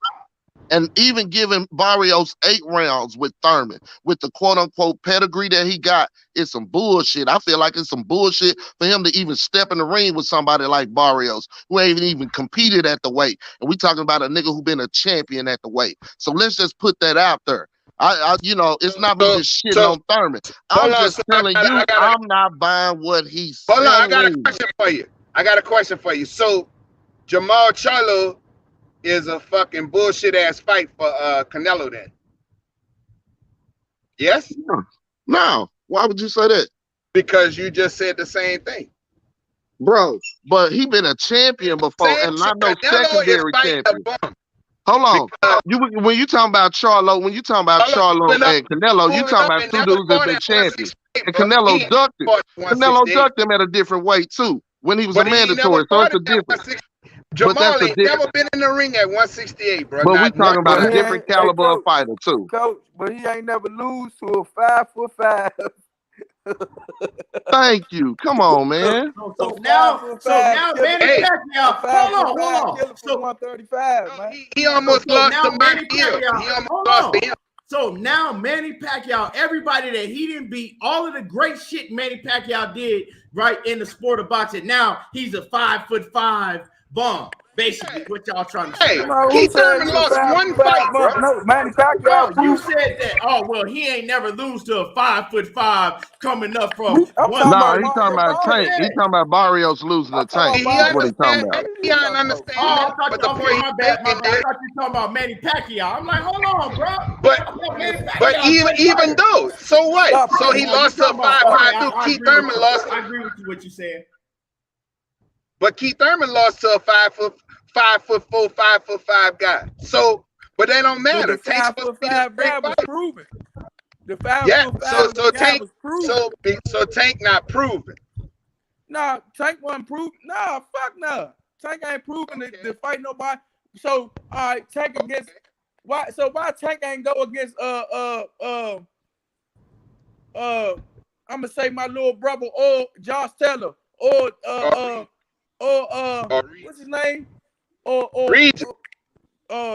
Ramos. I mean, Jose Romero. Yeah, Regis. Anybody like that? Oh, Regis. Come on, man. So they pick Barrios because when I look at Barrios and I break down Barrios, he breaks down in the second round of the fight. He gasses out in the second round of the fight. Go look at his fights. That's why they picked him. Hey, bro, I'm gonna tell you like this: the man just trying to get himself back in the sport, and I'm not mad at him. I didn't like the opponent either. Don't get me wrong, But as far as doing business wise, just like Keon said, who they gonna pick? Who you gonna pick? Who you gonna pick that's on the PBC side to get him back into the mix? And you gotta get a man respect. He was a unified champion. He only lost one fight in a close fight. If he wouldn't have got knocked down, he probably would have won the fight. So you got to, yeah. Coach, hey, Coach, I'm not mad at the man for getting back and doing his job. This is what the man trained to do. This is what he employed to do. I know he was on a layoff, all that shit. All I'm saying is this, right? For all the talking Keith do in first, second, and third person, right? And to tell me the champions need to be checking for you at 147. Ain't now champion at 147 pounds need to be checking for your motherfucking ass if your comeback fight is Mario Barrios. That's just me. That's just my raggedy ass opinion. And that's just me and my raggedy ass opinion. Okay, we hear you 817. And I'm gonna say this, and then we're gonna move on to the next subject. Keith, go ahead real quick, and I'm gonna say I gotta say go. Valentine. Gary Russell was duck. Niggas want to fight Tank. It's a difference. It's a difference. People really want to fight Tank. So it's a difference. So check this out, right? And we're gonna move on because we've been on this subject way too long in the first place. This is my thing, right? Keith Thurman is coming back off a 3-year layoff. I don't have no problem with him fighting Mario Barrios because when you think about the situation rationally, you look around, who else? You know what I'm saying? Who else should he fight coming off a 3-year layoff? He don't need to be fighting no motherfucking Boots Ennis, none of them other top level dudes. This is a good fight coming off a 3-year layoff. I do fight Cody Crowley. Hold on, 817. God damn. You can't never let niggas finish their sentence. I do expect Keith Thurman, right? I do expect him to go out and stop Mario Barrios. I feel that he should go out and stop Mario Barrios because this is the type of fight that he should be able to go out and display his skills off of a layoff and look good against, right? If he lose to a motherfucking Mario Barrios, shit, I think he pretty much needs to hang it up. So yeah, I have expectations out of him in this fight, but I don't have no problem with him going and fight Mario Barrios in the 3-year layoff. And also, I feel that any fighter, they can say what the fuck they want to say, right? If you feel, right, that you are one of the top fighters and you coming back and you talking your shit, that's what you're supposed to do. If Keith Thurman always been like that. So if he come back and he have a whole different attitude and he acting fucking timid, I don't want to see the man in the ring fighting. And that's just what it is. You can't tell that man, oh, he don't need to be saying this and I don't believe him. Okay, you don't got to believe him, but he got the right to talk his shit. You know, but so let's go ahead and move on now. Let's move on. So one thing I wanted to talk about, because, you know what I'm saying, and if we got room, I'll go back to the Devin Haney and Shakur Stevenson, but we cooked on this shit for too long. So I want to cook on this shit. Now, if y'all don't know, David Benavidez has a fight coming up with what's the dude, the white dude, David Lemieux, right? He got a fight coming up at 168 with David Lemieux. And let me read this super chat real quick, and then I'm gonna get to the Andrade and David Benavidez. Zenith 360. Salute to my brother, always coming through showing love. He says it's a good high stakes career crossroad fight. One guy trying to establish themselves at 147 and the other trying to regain. Now he says not new to boxing, right? Also, it's premature to worry Keith's next fight will be a champion. He said it's premature to be worrying because Keith's next fight will be a championship fight. I think that's what he was saying. And salute to Zenith 360. Yes.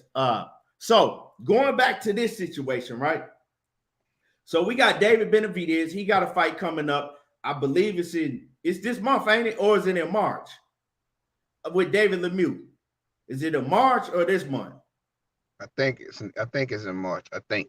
Okay, well, so he got his next fight coming up with David Lemieux, right? And we got Demetrius Andrade. He just dropped his title at 160, and he moving up, and he fighting Zach Parker. Huh? Zach Parker. Okay, yeah, he fights Zach Parker at 168. So you got David Benavidez fighting David Lemieux, and you got Demetrius Andrade moving up to 168, and he fights Zach Parker. Now, the deal is, if they both win their next fights, which we all expect them to win, they are supposed to fight in the final eliminator at 168. David Benavidez versus Demetrius Andrade in the final eliminator for Canelo Alvarez belt, or if Jamal Charlo had a belt at the time. So whoever the champion is at the time at 168, they either gonna have to fight David Benavidez or Demetrius Andrade. And that is if David Benavidez and Demetrius Andrade agree on the fight. And I'm pretty sure they're going to agree to fight each other because it's going to be ordered.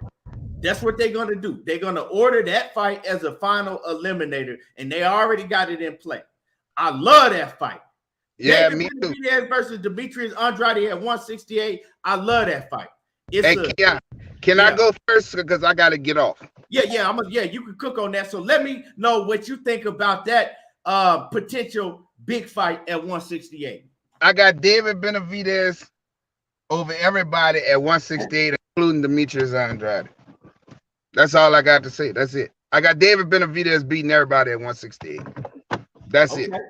I think that he's too much bigger than Boo Boo. He's stronger than Boo Boo. He's faster. I ain't gonna say faster. He got longer reach. Throw a lot of punches, and Boo Boo gonna counter. He gonna do his thing. But I think the body work gonna get to him. He's too strong for Boo Boo, and I don't think Boo Boo needs to be going to 168. But it is what it is. I got David Benavidez over everybody. That's it. Salute to you, Coach. Now I see a lot of people been saying the fight ain't gonna happen because Al Haymon gonna stop it. Well, if they order the fight as a final eliminator, I don't think that Al Haymon gonna stop David Benavidez from, becoming champion at 168. I don't think that he is going to stop the fight, because I see a lot of people saying that Al Haymon ain't going to let that happen. I think that once they order that fight as a final eliminator, I do see that fight happening. You know what I'm saying? Because like I said, they want David Benavidez to get them belts back, and he going to have to fight Demetrius Andrade to be able to do it. I love that fight. I think it's going to happen. Kwame, you ain't talked yet. What's your take on this, Kwame? You on mute, Kwame. Kwame, you on mute. Well, Batman, it's on you. Talking about David Benavidez. Hold on. Kwame, you in the building? I am in the building. I'm just on a call. Oh, okay. Do your thing. Batman, go ahead. All right, before I get to that, hey, Mr. Steal Your Chin. Mayweather shouldn't have got no fight then from nobody. This is the fight game, man. Motherfuckers need to get out their feelings. But David Benavidez and my man Boo Boo, it's a good fight, but it's proof. I mean, what's my man name? The real brother. The real brother proved that David Benavidez can't really fuck with a boxer. He just got his eye opened up. And, he proved that a motherfucker that got feet, David Benavidez got a lot of problems with. But, it's a good fight. I mean, what I supposed to say, it's two elite fighters about to fight, man. I'm trying to see it. I mean, I hope Al Haymon don't get in David Benavidez's way. And, the best man should win. It's it's gonna be a hell of a fight. I'm gonna pass it to 817. What you think about that fight? Well, I'm gonna say what I think, but I don't know if you're gonna hear what I say. You know what I'm saying? I think it's a great fight. I've never seen David really. hurt, but at the same time, I don't think he's ever fought a fighter the caliber of Andrade with the skills that Andrade got. So it's gonna be a great matchup. On the cool, I want to see if Demetrius's defensive ability is able to offset the punch output of David Benavidez, because we know he punch a lot, but he just kind of stay in the same place and throw a lot of punches too. So, Andrade, his defensive ability, will he be able to, get past them 1-2s and be able to deliver something and get out? It's going to be important. I'm going to hold it, you know what I'm saying? I'm going to hold my pick. I need the fight to be made and to look at different shit. I'm going to hold my pick for it, but I'm kind of like Batman on that. That's a great fight at 168 pounds, and I want to see it. You know what I'm saying? But I have to kind of look at the camp a little bit and how people was in the camp before I made the pick, to be honest. Right. Yeah, man, I agree. This is a super fight to me. Facts. You know what I'm saying? This is a super fight to me. I'm back, Keith. Okay. I'm gonna finish what I was saying, and I'm gonna pass it to you. This is a super fight to me. David Benavidez and Demetrius Andrade. Like I said before, I think the fight will happen because it is it's a final eliminator fight. In order for David Benavidez to get what he want to get, at 168, Al Heyman already know that if it's a final eliminator fight and they order it, he gonna have to go through Boo Boo. If Boo Boo win against Zach motherfucking Williams or Martin or Wilson, whatever the fuck Zach he fighting. You know what I'm talking about? So I love the fight. Now, breaking down the fight, we got to get the fight made first, but breaking down the fight, I think it's a difficult fight for both opponents. You got David Benavidez that's going to come forward. He got a little bit of defense. Hopefully, he is polishing up his defensive skills a lot better. He be trying to knock punches down with his gloves, but you can't do that with an elite fighter. You know what I'm saying? They know how they got pinpoint accuracy. All that knocking punches down with your gloves, that shit ain't going to work. And he coming forward, he throwing a million punches around, and he never get tired, right? And one of the key things is he throw a whole lot of punches and he never gets tired. Now, when you go to Demetrius Andrade is dangerous, very dangerous in the very, probably like I say, probably like 4-5 rounds. First 4-5 rounds, Demetrius Andrade is very dangerous. And the first 1 to 3 rounds, he even more dangerous. Now, his problem is when he gets you hurt, he usually don't finish you off. And he go on to fight you for 12 rounds, right? And another problem with Demetrius Andrade, his power don't carry after like 5 or 6 rounds. He don't carry his power. You really don't see him stopping nobody. If he gonna stop you, he gonna do it within that first 4 rounds. After that, his power ain't carrying. And I've been saying that his power don't carry. His power, in especially once you get to like 7, 8 in the later parts, his power don't carry at all. Key, can I ask you real quick? Key, I just want to ask real quick. With his power not carrying, because you made a great point. I just want to ask, do you think it's with his power not carrying? Do you think it's more of his stamina or more of you done hit him with some shit that made him just try to get out with a decision? Well, nah, because I've seen him in fights against fighters that you like, oh yeah, I'm going to put bread on it. Ain't no way he finna last against Demetrius Andrade, right? And this is not 1 or 2, it's several fights. And you see Demetrius Andrade, he come out on that motherfucking ass hard.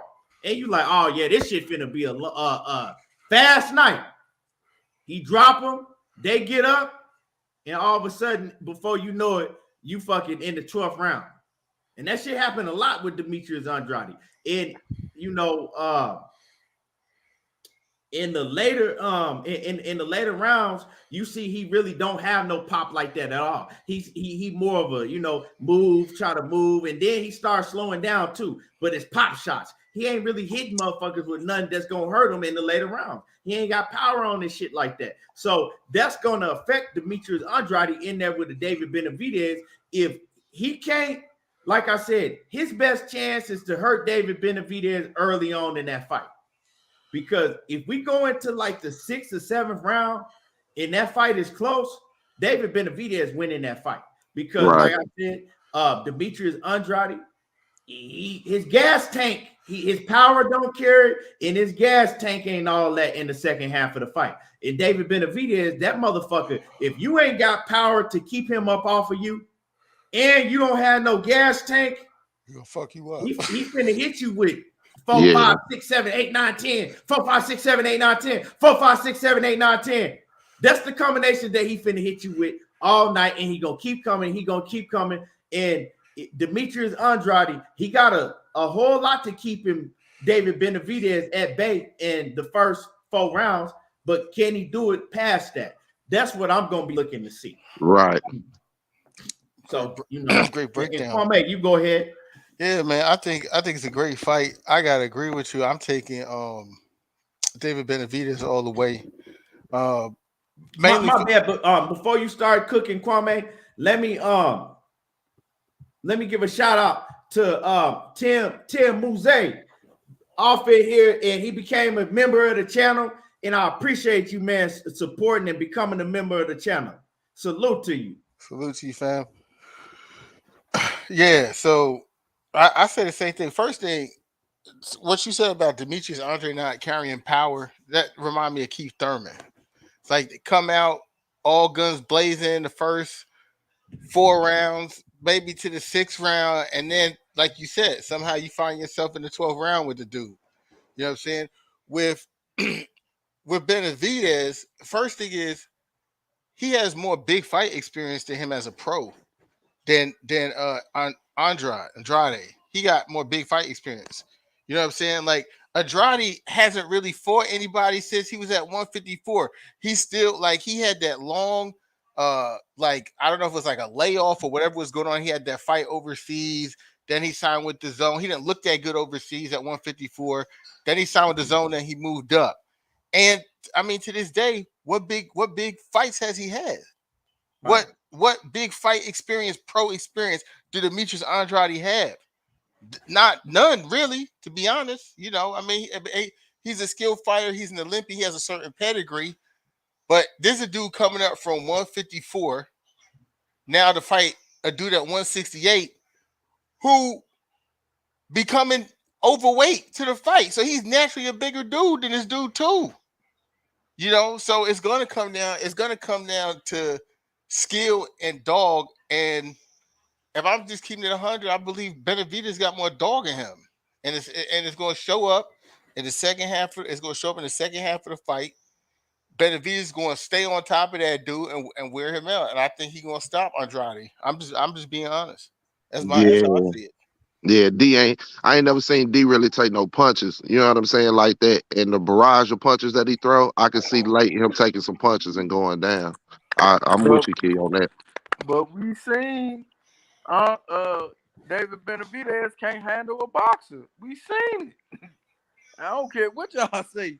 Darrell was putting some hands on him, but as much as Darrell was putting some hands on him, he was taking some shit too. He was taking a lot of shit back. He got stopped taking shit. Facts. He fucked his shit up. Cut his eye. If his eye would have never got cut, David Benavidez would have never caught up with him. I don't agree with you, Batman, because I was rooting. Hold on, I was rooting for Anthony Darrell. Because Darrell, that's my guy. I was rooting for Anthony Darrell hard. But me watching that fight, even with you know what I'm saying, I knew it was just a matter of time because he was putting so much pressure. Hold on, he was putting so much pressure on Anthony Darrell. I'm talking about he was putting so much pressure on him, and he had Anthony Darrell on the back foot. Even when Anthony Darrell was having success, he was still putting pressure on Anthony Darrell. But that was hold on, and what fucked up Anthony Darrell? Hold on, Batman. What fucked up Anthony Darrell is that Anthony Darrell was having success when he was going down to David Benavidez's body with that straight right? He was going with that. He was jabbing to his body and then hitting him with the straight right to the body also. And he was having success and he was kind of freezing David Benavidez up. But David Benavidez continued to put that pressure on him and he stopped doing that. Then he got his eye cut. But like I said, the eye cut wouldn't, if he hadn't got his eye cut, he still was going to get stopped. That's what I saw. Yeah, it was What like I you said. saw, I saw it was like it was a matter of time. It was Yeah, it the was a matter pressure, of and time. it what I was saw, and the what I punches. saw. The punches were too hard for coming. The heat coming from Benavidez was too hard for him to handle. You know, it was like sooner or later someone's going to catch him and stop him. I think the same thing going to happen to Andrade. Same thing. What I saw in that fight, Anthony Durrell was confident until his eye got cut and he panicked. He was making them miss sometimes, motherfucker making them chasing them, making David Benavidez running the punches. Once his eye got cut, that's when he really slowed down and he started to panic. But I mean, that's what I saw.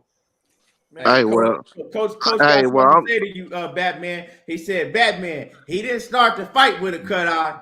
oh nah, I mean he got cut. His eye get cut. One of the jabs cut his eye. Okay then. but we just Okay saying, then. and I'm in But agreement I with Keith think that it was the pressure. like I said, I think Andre the better fighter than a way better boxer than Anthony Durrell. Yeah, but the question is, that's you bring up a good point, Batman. He's the better. He's definitely the better boxer in terms of skill, but is he the better fighter out of the two of them? And I don't think he is. To be honest, like I've seen Demetrius Andrade. Listen, hold on, Batman. I know seen in points of the fight, Andre gonna sit there and try to counter him, and he's gonna go on the box at the end of this is what he do. He try to get you out of there early. If he can't get you out of there early, he's gonna box your head off. Well, Batman, here's the deal, right? All right, you saying that he's a better boxer than the previous guy, and I agree, right? But here's the deal: David Benavidez and Andre boxing ability ain't too far away from each other, but you're going to have to fight David Benavidez to beat him. And the question is, when Andrade is forced to fight him, is he going to survive? Because David is going to make him fight him. He's not going to be able to float for them 12 rounds, especially when he gets tired in the later rounds. He's going to have to fight him at some point. That shit that Durrell was doing, he was forced to do, and he was having success for, but David knew if he kept applying pressure, he would try to find something else because that wasn't enough. No, that's shit Durrell was doing. That was the game plan. It's just Durrell got cut and started to panic. He didn't get cut. David Benavidez cut him. He didn't run in. He didn't like trip and fall or some shit. Nah, he was putting some shit on him to cut it. When you're in a boxing match, you got cut by the glove. Yeah, but if I hit you in your shit and I cut you and I cut your eye, it's because I hit you in your shit. You ain't even got to get hit on your shit. But it was a hit. It wasn't a headbutt. Right. And it wasn't no regular ass cut. And it wasn't no regular ass cut either.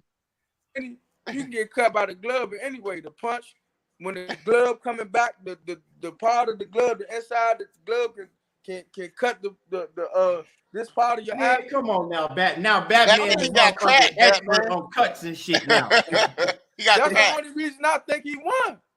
Man, nah, he wasn't really putting no. The first couple of rounds, David Benavidez, if you go back and look at the fight, he wasn't putting no punishment on no Anthony. You know what it is, Keon? Batman, because of his pedigree and his lineage, he appreciate boxers. You know what I'm saying?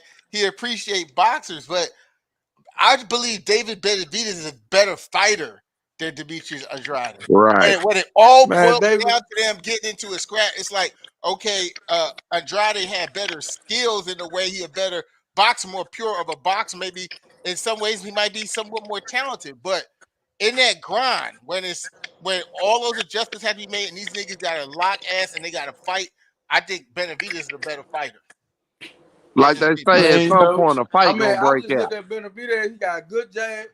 He can only throw them punches when he gets you in the corner. He can't throw his fast hands don't do nothing unless he pin you in the corner or something. When the person that's moving, he don't have fast hands. So you think D gonna be able to keep the fight in the middle of the ring for 12 rounds? I think early on, Andre gonna try to box. Andre gonna try to fight him in the early on, and then the second part of the fight, he's gonna try to box his head off. Nah, I'm gonna tell y'all what I think, and I've really been thinking about this, and I like both. I don't like Demetrius Andrade outside the ring, but I like him as a fighter inside the ring. You know what I'm saying? But I'm gonna tell y'all what I really think.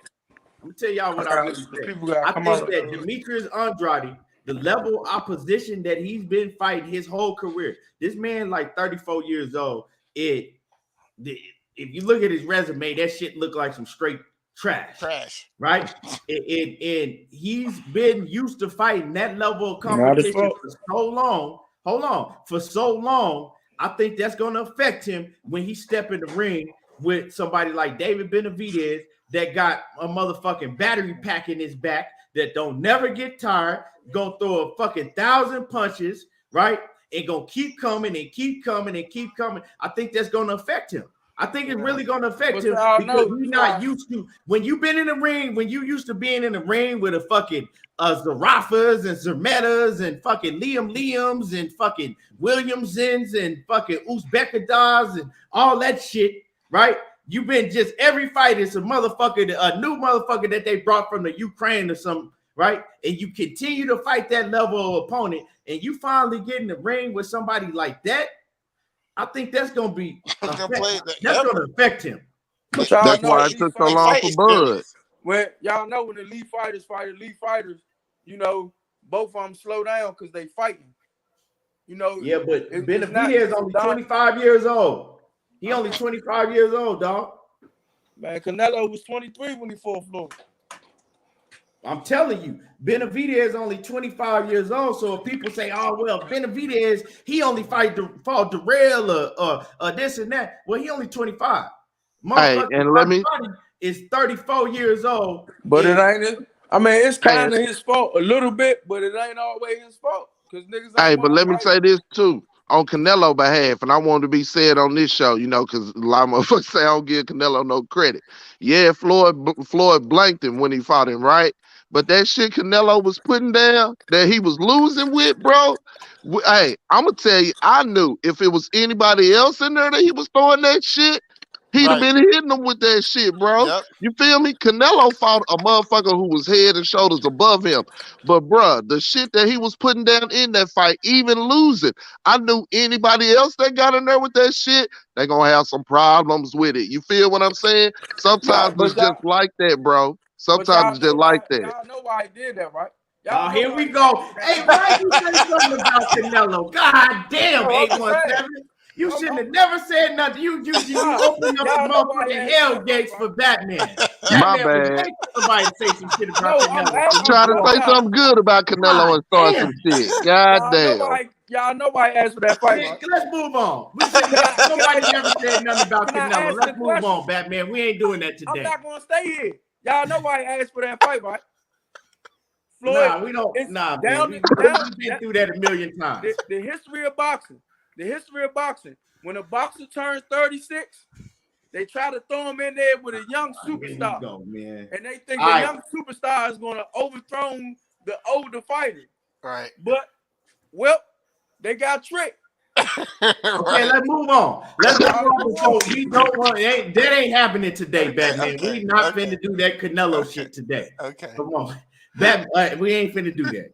You know what I'm saying? Money Brown TV, go on today at around 7:30 Central. I gotta go to Money Brown TV if y'all want to talk about Canelo. Y'all can have all the Canelo debates at 7:30 Central. Money Brown TV.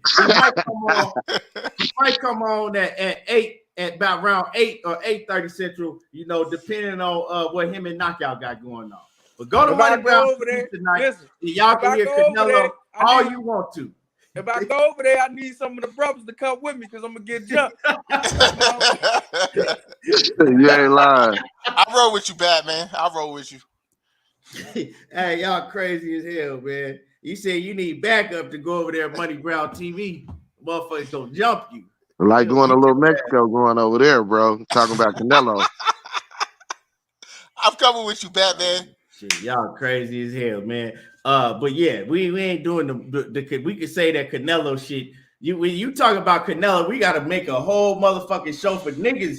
Like I said, niggas love to talk to get to arguing about Canelo. We ain't doing that. Let's move on. But like I said, man, that's a hell of a fight. When that fight come out, it's gonna be a whole lot of money being bet with Demetrius Andrade and David Benavidez. And like I said, I could make a case for both fighters. It's just hard for me to see how Demetrius Andrade is gonna look at 168 pounds against a top elite fighter. And I think David Benavidez is a top elite fighter.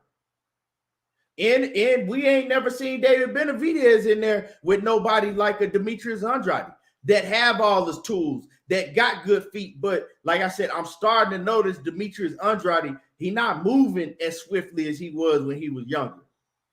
You know what I'm saying? He ain't moving. He's slowing down a little bit. I'm talking about his feet. So he's making him stand in the pocket a lot more. If you go watch his past probably like 3-4 fights, Demetrius Andrade don't move as much as he used to. He stand in the pocket a lot more. So if you do that against David Benavidez, I don't know, but it's gonna be a great fight. It's gonna be a great fight. See, Keith, this one to move up fights, like you were saying earlier, how we was talking about comeback fights or move up fights. You know what I'm saying?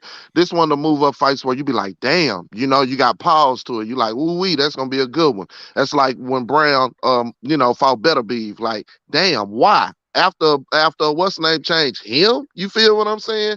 So yeah, that's a hell of a motherfucking fight.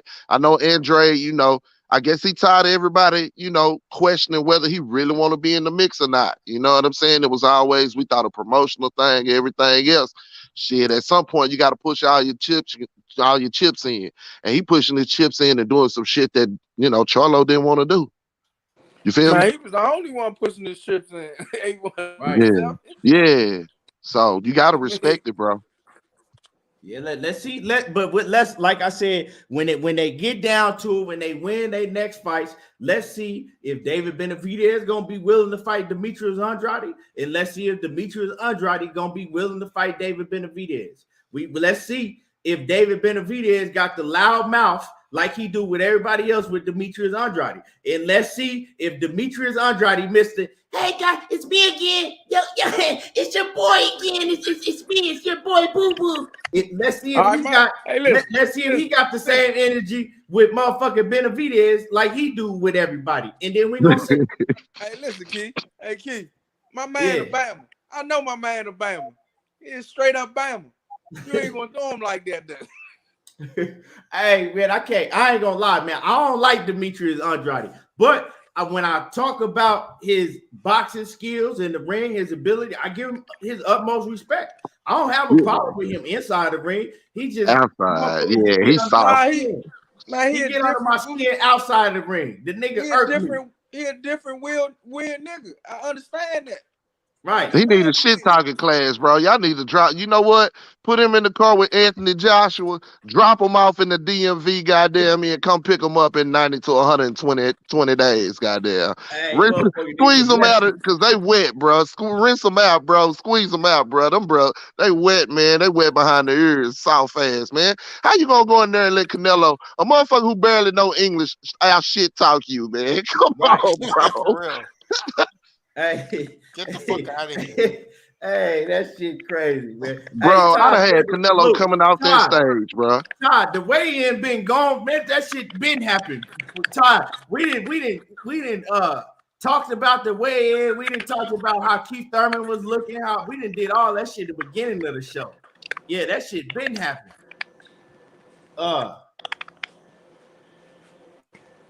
But yeah, I'm looking forward to that fight. Now, before we get off, right, I want to cook on this situation before we get up out of here, right?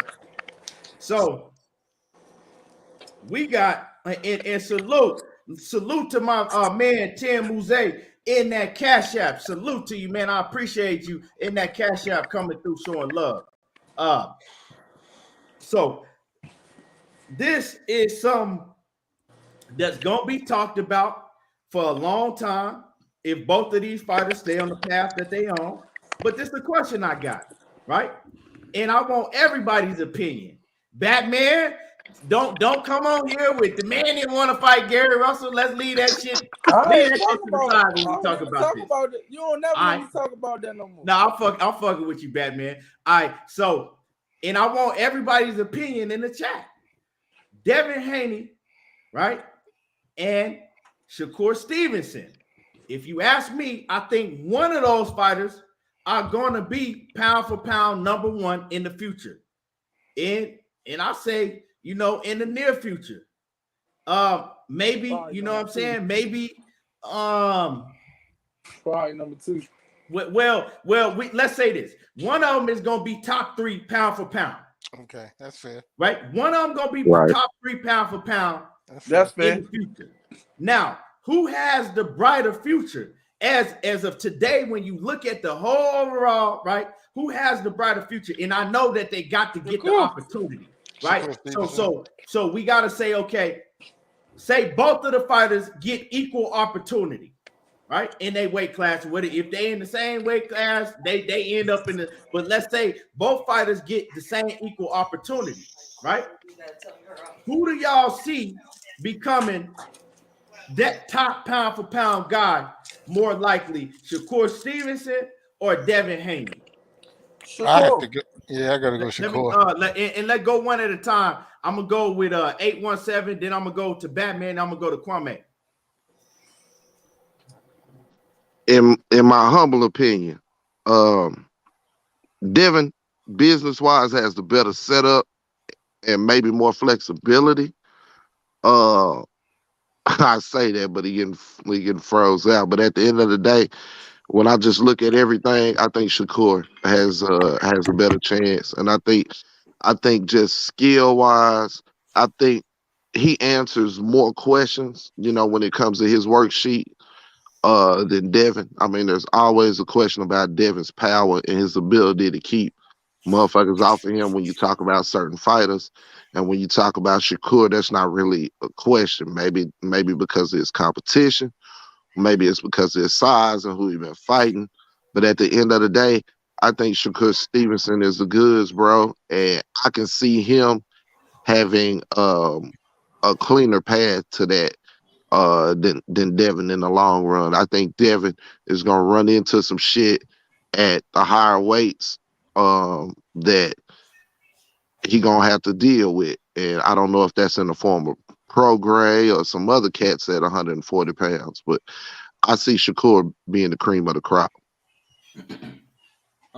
Batman, out of Shakur and Devin, if one of them is going to be, you know, 1 through 3, top 3 pound for pound, who would you more favor to become that?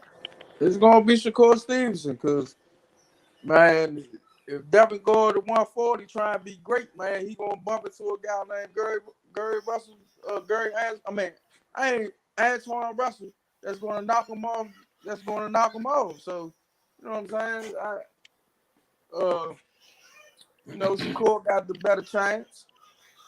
You know, going to 135 and still being the dominant force he is at 130. Okay. What about you? What you got on that, Kwame?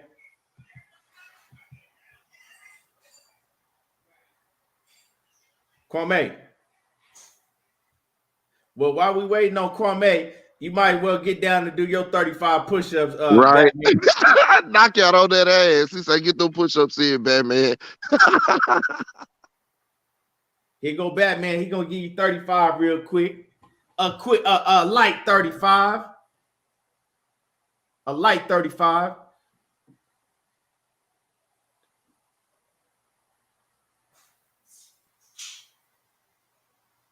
He had to look up at us, let us know they real. You know what I'm saying? Right. He got them wide, them big back push-ups. That's the big back push-ups, the wide grip.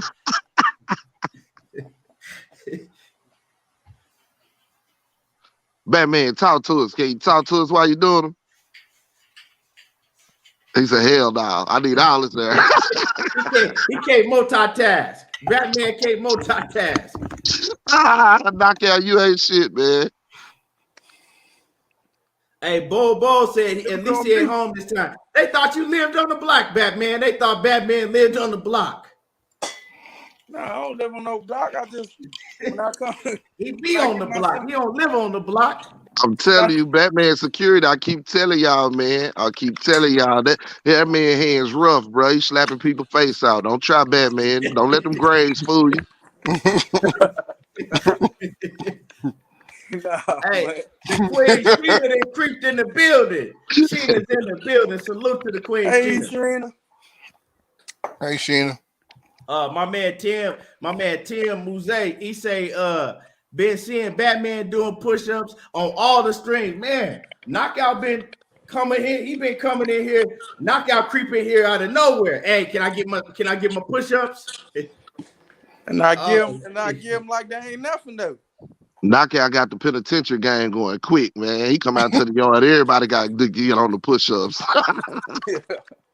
Hey, real talk. Kwame, what's your take on what we was just cooking on? Yeah, I gotta go with Shakur. I just think there's a different level of excitement when Shakur fights than when Devin Haney fight. I think there's like you see a huge talent gap between both of them and their opponents. 9 out of 10 times, a huge talent gap.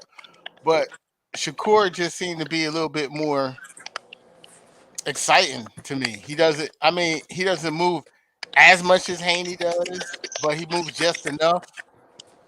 And I feel like he also just have more of a natural feel to boxing in a way.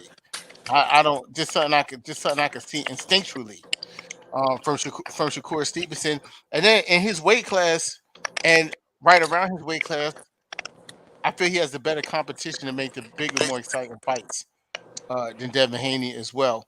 So because when you see top guys like Devin Haney and Shakur Stevenson get into a big fight, especially if they're young, you want to see these young guys be excited and get knockouts. And the thing with Devin Haney is like, okay, yeah, he can box, but he's not stopping people.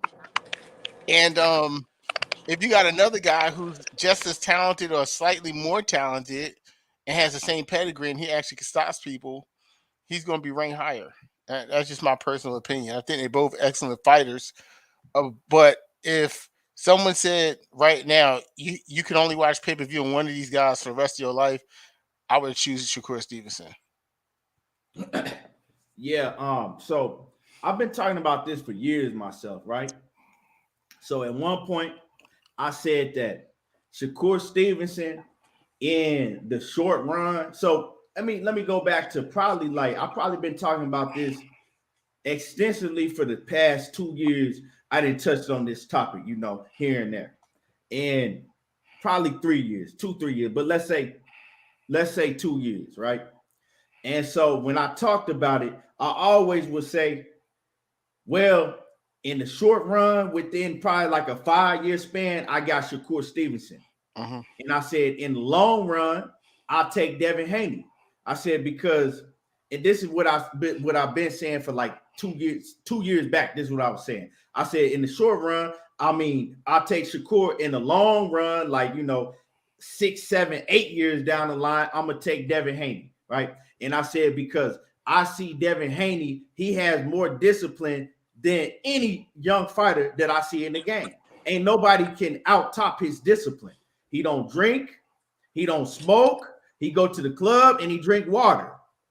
I said, I'm not saying that Shakur don't do that, but what I'm saying is that most of these other fighters, they not doing that. You know what I'm saying? They in the club. Shit, Gary Antoine Russell don't even go to the club. Well, I'm not, but I'm talking, we're talking about Shakur. I already know that. Everybody know that. But we talking about them two right now. Nah, but you said young fighters, though. I mean, my fault. I said most young fighters don't do that. Oh, all right, my fault. Like I said, I'm not going to talk about Shakur and his, but, like I said, Shakur ain't moving exactly I don't know how he moving now, but he hasn't always exactly moved like Devin Haney. It has always moved, right? And so I said, because of that, I think Devin Haney in the long run, once they start getting a little older, he might pass, Shakur up. But when I look at it now, and to me, it's a talent gap. Like, to me, they both got a lot of talent, but right now, to me, Devin Haney, his talent ain't near Shakur Stevenson's talent right now. That's just how I feel about the situation. So when I look at it now, today in 2022, I'm going with Shakur. I got to go with Shakur. Now, Devin, I don't know. I'm going with Shakur because, like I said, Devin gonna move up to 140, like Batman said, and shit ain't. I don't know. That's a tough division. And then we know that 147 is a very tough division also. I see Shakur Stevenson being able to move up to those divisions at 140 pounds, 147 later on in his career. And I see the skill set that Shakur Stevenson, right? I see him being able to take that skill set he has to them next divisions, right? Right. And because the man don't get hit. And then the way that he can fight on the inside, mid-range, and on the outside, he got an all-around game. Devin Haney, he still got gaps in certain things, like certain holes in his defense and certain gaps. Although Devin Haney can box his ass off, got fast hands, you know what I'm saying, got fast feet, but he got more holes in his game. And I think that Shakur is a fighter. He stay in the gym like Devin Haney do. And Shakur loved to spar, and he loved to continue working on getting better. So I don't know if Devin Haney gonna ever catch up to Shakur Stevenson. He might, but it'll be, like I said, I think it'll be further down in their career. Devin Haney will catch up due to the lifestyle that he lives. Let me ask, Keith. Huh? Let me ask you. You made a good point about holes, right? And I want to expand on that and ask you a question, right? You talk about the holes in Devin game that we all see and we all question, and then every now and then the conversation comes up the few holes that Shakur got in his game. My question to you is the holes in Devin game. Do you think, you know what I'm saying, at this point and moving forward and possibly going to 140 pounds, do you think he'll be able to close the gap and get better at those holes to make him a better fighter more so than Shakur and whatever little holes he got and closing the gap on those? To me, Shakur's talent and his ability doesn't show that he has as many gaps in his game compared to Devin, like when you say the talent gap. But I can see Shakur just, by nature of his talent, being able to adapt and get better on the few things that he's not good on. I don't know if Devin has those other levels in him to turn it up and go and close those gaps and become that ultimate fighter. Because if he does, then that's basically who he is. If Devin gets stronger, right, and moves better late, you know what I'm saying, taking up chances, or if he just gets strong and able to put guys down with his superior boxing ability, then he has no holes. But I think Shakur got less holes, and I think he got more talent and ability to cover those up if he can't, just outright fix them. Well, Devin, I see different holes. Like I ain't really so much tripping on the power. You know what I'm saying? Because you just got to get to where you got respectable power to what motherfuckers gonna think twice before they come in on you, right? So I'm not a big power dude myself, right? You know what I'm saying? Because if you got certain skills, you know what I'm saying, your other skills can outweigh your power. But as far as Shakur Stevenson, my whole thing is like, when I watch the kid, bro, it's hard for me to find any flaws in his game like that. It's very hard for me to just say, man, Shakur, he kind of don't do this, and he kind of like, it's hard for me. I'm gonna keep it 100. Right. But when I watch Devin Haney, although he is a great boxer, he might got the best jab from 130, in the 135-pound division. He probably do got the best jab. He do got the best jab. It ain't a might about it, right? He got fast hands, he got fast feet, all of that. But when he throw his shots, he loops his shots wide and leave himself open for big counters. A lot of times he leave his chin up in the air, right? So it's things that I can, when I watch Devin Haney, it stick out right away to me. When I watch Shakur Stevenson, I don't see none of that. You know what I'm saying? I agree. He's always on point. He's always on point. So and then, like I said, when you got a guy that can turn up, and if they in there with a dangerous opponent, they can turn into Pernell Whitaker and make you fucking just miss and counter you, stay on the outside and frustrate you. That's a whole nother level. So that means that Shakur Stevenson, he could go to 147 and Not right now, but I'm saying, you know, down the line, and he could translate all of his skills and everything that he gonna continue to learn, and he could dominate from 140 to 147, and you know, and go on and on. And Batman, before you say anything about Antoine Russell, I don't think that him and Shakur Stevenson gonna be in the same weight classes. I think that Antoine Russell, when Shakur go to move to 140, Antoine gonna be moved up to 147 again, you know. So I mean, y'all said Shakur gonna go all the way up to 147. They can meet that. Maybe late, maybe late. But that Olympic pedigree, I think in these two instances, I'm gonna make a real quick point. You made a great point there, Keon, and I think, you know, the looping shots, Dev throw some looping shots and Bud throw some looping shots too. You feel what I'm saying? They both kind of got that looping shot business in, and like you say with Shakur, that Olympic pedigree, I think technically it, you know what I'm saying? You know, you find a way fighting them different styles, going through amateurs and the Olympics and all of that. You fight them different styles or whatever that help you work on that type of shit. You know what I'm saying? I think them two guys missed out on it. You know what I'm saying? And I think Earl and Shakur are kind of examples of having that background amateur and Olympic pedigree to be able to work on some of that shit too. Yeah. Let me read my man Zen back in the super chat once again, showing love. He said, Haney and Shakur talented, but it's saying Shakur has found his own style / lane. He did found his own style lane and rejected Floyd's comparison. Haney says Haney seemed to accept it and mimic his style around him and cares about public opinion. So I think he's more so talking about, like, we see Haney going there and, you know, before every fight, they talk about, oh, I'm going there and I'm going to get a knockout. And you see him trying to get knockouts to where he say that Shakur has just accepted who he is, and he just, you know what I'm saying, he fight more comfortably. He ain't trying to prove, you know, that he this and that. But I get what you're saying. But to me, I think it's that like 817 said, it's that Olympic pedigree, bro. I think that Shakur came into the game with more skills already than Devin Haney. He's a little older than Devin, though. I think he's probably like a year apart. I think he's like a year older than Devin Haney, right? But he came into the game with better skills, a little better skills. And then on top of that, I think he continues to build. They both continue to build, but Shakur, he ain't never stopped getting better. You know what I'm saying? I watch every fight that Shakur has, and he never stopped getting better. He never stopped climbing. And the man is a gym rat. Like they say, the motherfucker, he'll get up out of his sleep to spar you. I feel like they tried to make it up. One other thing I want to say is I think that Shakur, he naturally just, you know what I'm saying, he just got more dog in him too. Mm-hmm. Yeah, you're right. And I kind of feel like they tried to make it up with Dev as far as the amateur and Olympic shit with the sparring. You know what I'm saying?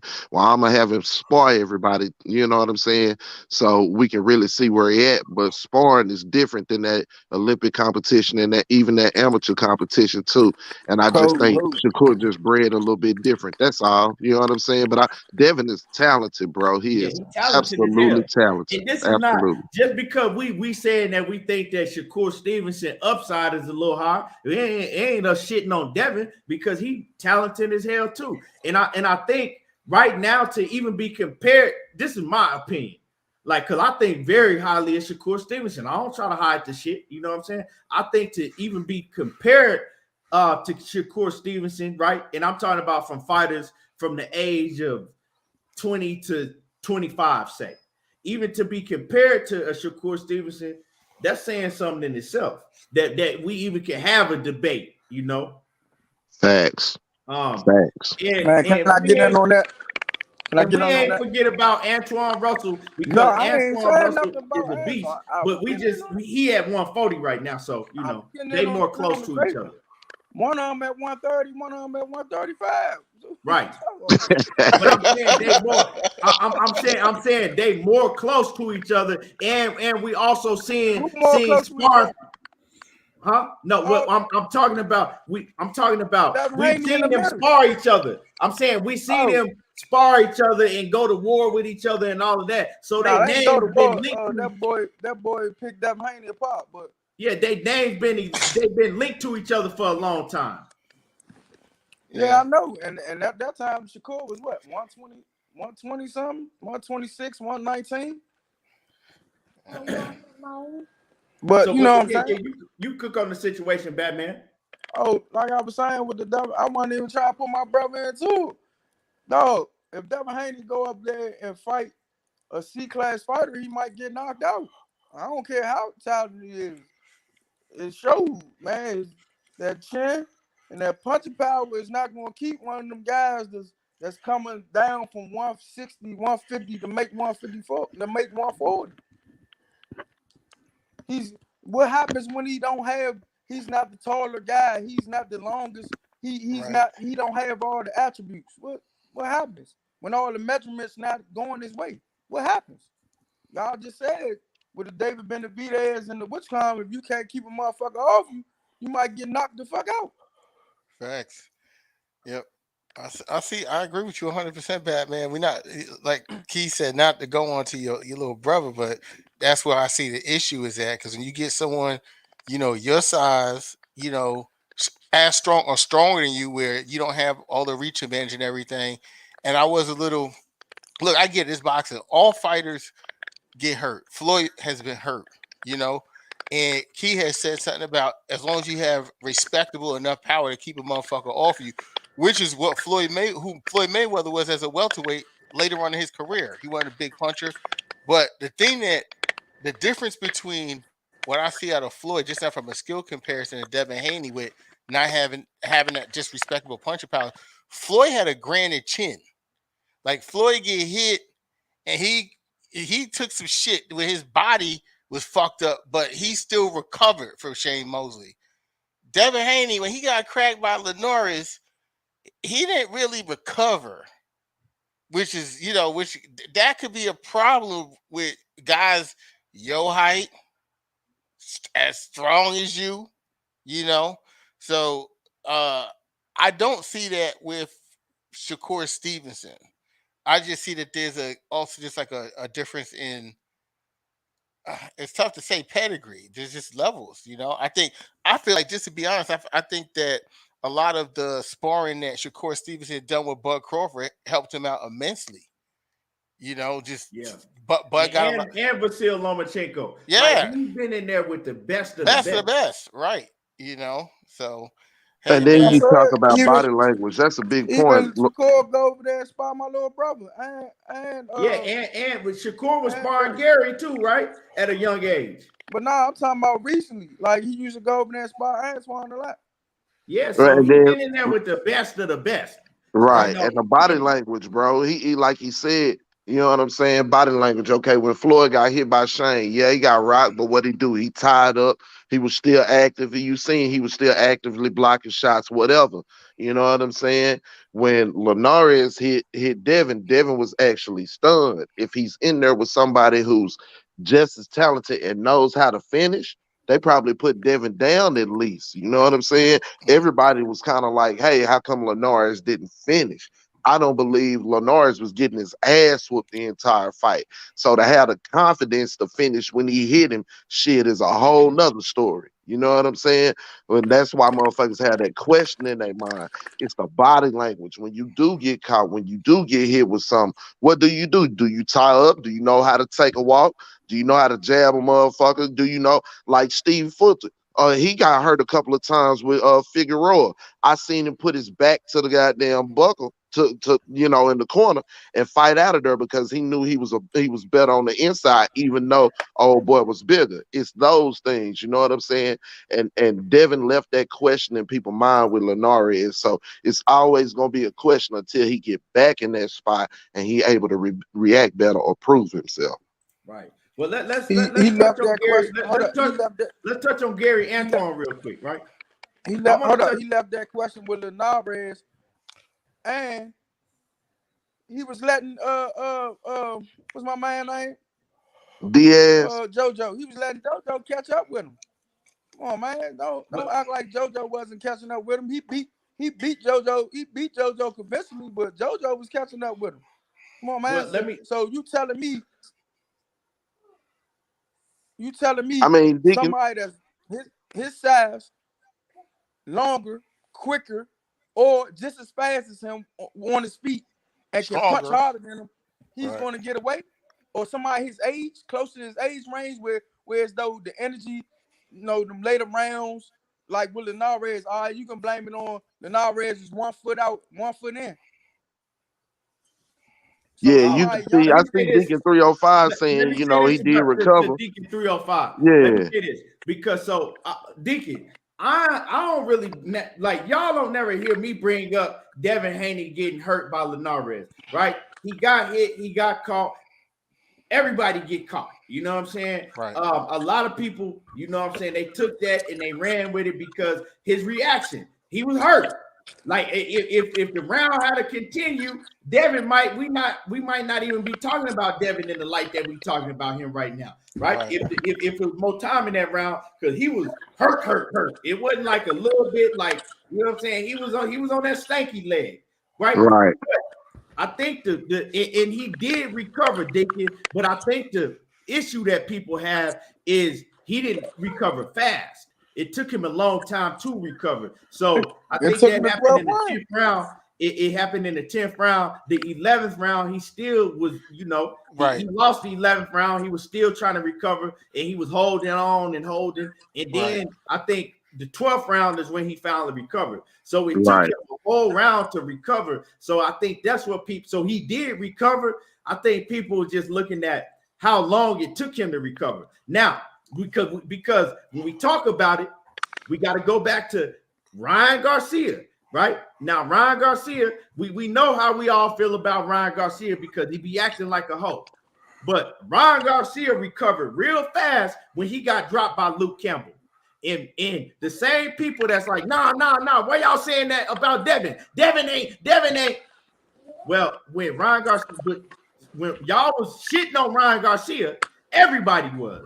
Everybody, he ain't got no chin high. He look at what happened. He got dropped, but he recovered fast as fuck, and he got right back up, and he started throwing hands. You know what I'm saying? So people look at that type. How long does it take you to recover? Is you still hurt the next round? Is you still trying to hold on the next round? So, but also to be fair though, Linares always has been known as a pretty good puncher. And Luke Campbell hasn't been known as a puncher. Not to take, anything away. I see your point in recovery, but it's also, how you get hit. Because Devin Haney, when he got hurt, it was a short shot. It was a short shot, but it was a clean shot to the chin. And I mean, it's like you say, it's the ones you don't see, and especially if it rock you right there in the right spot.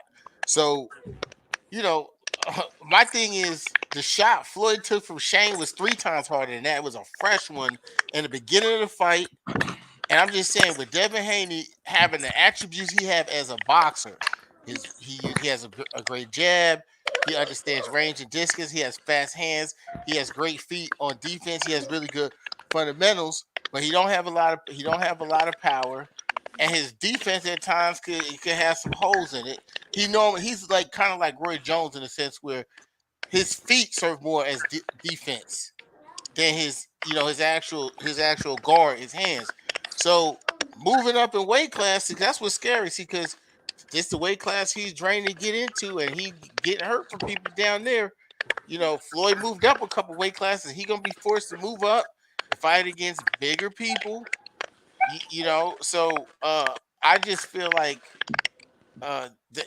there's a lot to be questioned about that, especially with someone who could punch. Especially if I'd like to see him, even though Teofimo Lopez lost. I mean, that would be an intriguing fight at 140. Right. And it's in its context of them knockouts too, bro. Let me say this real quick. As far as what Deacon saying, I feel you. Deacon said it's about how he responded like a champion, and he ended the fight like a champion. He had his hands raised, and yeah, he did. And I feel that he won. That's why I don't never bring it up. You know what I'm saying? I responded because other people bring up, the situation with Linares, but I never brought it up. But he responded. Like I said, he did have to hold on that whole 11th round. So he did win what 10 rounds out of 12. He won 10 rounds out of 12. It was damn near a shutout. He did what he had to do. He looked excellent in that fight. To me, that was the best he's ever looked in that Linares fight. You know what I'm saying? Despite when he got hurt, despite him getting hurt, but that was the best he ever looked. He boxed beautifully in that Linares fight. Then he came and he fought somebody that was tougher. Jojo Diaz is better than Linares to me, if you ask me. And he looked great in the Jojo Diaz fight too. So I'm not tripping. Like, you know what I'm saying? Devin Haney then showed and proved how talented he is. But is he on Shakur Stevenson level, if you ask me? No, absolutely not. Yeah, and it's context of them knockouts too. I mean, you gotta look at it. Devin was cruising. He was whooping that ass, getting in and out, doing what he wanted to, and then bam, you know what I'm saying? He got hit with some shit. Ryan shit was kind of like a flash knockdown. When his ass hit the ground, he was more embarrassed that he was more like, whoa, I got hit knocked down. You know what I'm saying? And it was more of an embarrassment. And adrenaline got him up. He saw the shot. He also saw the shot coming too. The difference between Haney ain't see the shot coming. It was short and it was inside, and those are the ones right there because you don't even know what happened to you. He can't even knock the paws in his ass. Right. Facts. You right. He didn't see it coming and knocked the paws in his ass. Exactly. Short, clean shot. Both his arms went down. He was like, "Oh shit." Right. It was because he was comfortable. He was doing what he wanted to, and he got hit with some shit he didn't see. So it's context to them punches. You know what I'm saying? I mean, we seen Errol Spence get hurt. He got hurt real bad versus Emmanuel Latte when he was young. So I don't take too much out of that. When I talk about it, I never talked about Devin Haney's chin myself. I ain't never talked about his chin. I talk about the holes in his defense, him leaving, him looping his shots, right? Him leaving his chin up in the air sometimes when he throws his looping shots. Those are the things that I see that concern me because I'm like, okay, now if you get in the ring and do that shit against a Tank Davis, or you move up to 140 and you get in the ring against a big puncher and you do that type of shit, how are you going to be able to take that? That's what I'm also worried about. Nah, and then let me say this. Doing that shit with Gary Antoine Russell is not gonna happen. He's gonna get stopped. This ain't no now all you motherfuckers. I'm glad this ain't no 5'4" nigga. This ain't the but let me say this though. Let me say this though about your brother, right? Do your brother got enough defense to hang in there to be able to catch D? Because I'm gonna tell you something. I think D gonna swell your brother's eyes up on the cool if he don't get his defense together. I think Devin will swell his face up before he get a chance to knock him out, fam. Now, you don't see the defense. You don't see what he do. Hey, look, I'm just saying. Hey, Batman, I'm gonna keep it a buck at all times, bro. I'm gonna tell you something. Devin boxing game for Lil Bro got to get better defensively to me to be able to beat Devin. He's better defensively than Devin and all that. He's gonna walk through that shit with Devin got. Yep. Go look at him. He is. Go look at him when he boxed in his amateur pedigree. He don't have to do it. Right. Yep. He don't have to do it. I went back and watched some of your brother's fights. Since y'all be like Earl, my brother was an Olympian too. Y'all know that, right? Right. It's a dangerous fight. I'm not saying that it ain't. You know, I was a huge Antoine fan he when could he punch was on the too. Olympic team. I was a huge Antoine fan. He's a way better boxer than Devin Haney. If you go look at it, I don't question it. I don't question it, Bat. It was a D. What I was talking about is defense. His slipping ability and all that. He don't have to do it. How tall is Devin Haney? You see what he do? He catch the punches and he fire right in between you punching or or which come. He's going to stop Devin Haney. And that's what I'm saying. I don't. Hey, he may be able to stop the first, but the reply. My question is the reply. Devin changing levels in the reply. He may be able to stop the first, but if he don't land this counter, what are we working with? Dog, he can outbox Devin Haney. I just got to see it, Bat. I got to see it. I don't think motherfucking now when we talk about Devin Haney and Antoine Russell, I don't think Devin Haney got a chance against Antoine Russell. I'm gonna just keep it 100. A7. When you get off this, go look at his amateur career, dog. And you'll see he's a way better boxer than Devin Haney. I just want to see Dev at 140. I want to see Dev at 140, bro. I want to see him at 140. Hey, bro, little bro, a beast. I'm not saying that he ain't. I've been watching him since the Olympics. He a beast. You hear me? No, he a beast. No. Not the Olympics. Go look at his. He got amateur fights on the fucking joint. I'm gonna go back and look. He's a better boxer than Devin Haney is as a pro right now. As an amateur. And also again, it's the I ain't gonna say all that bad, man, but I got it right now. Look at it. I ain't gonna say he was better as a pro than Devin is right now. Some cats plateau.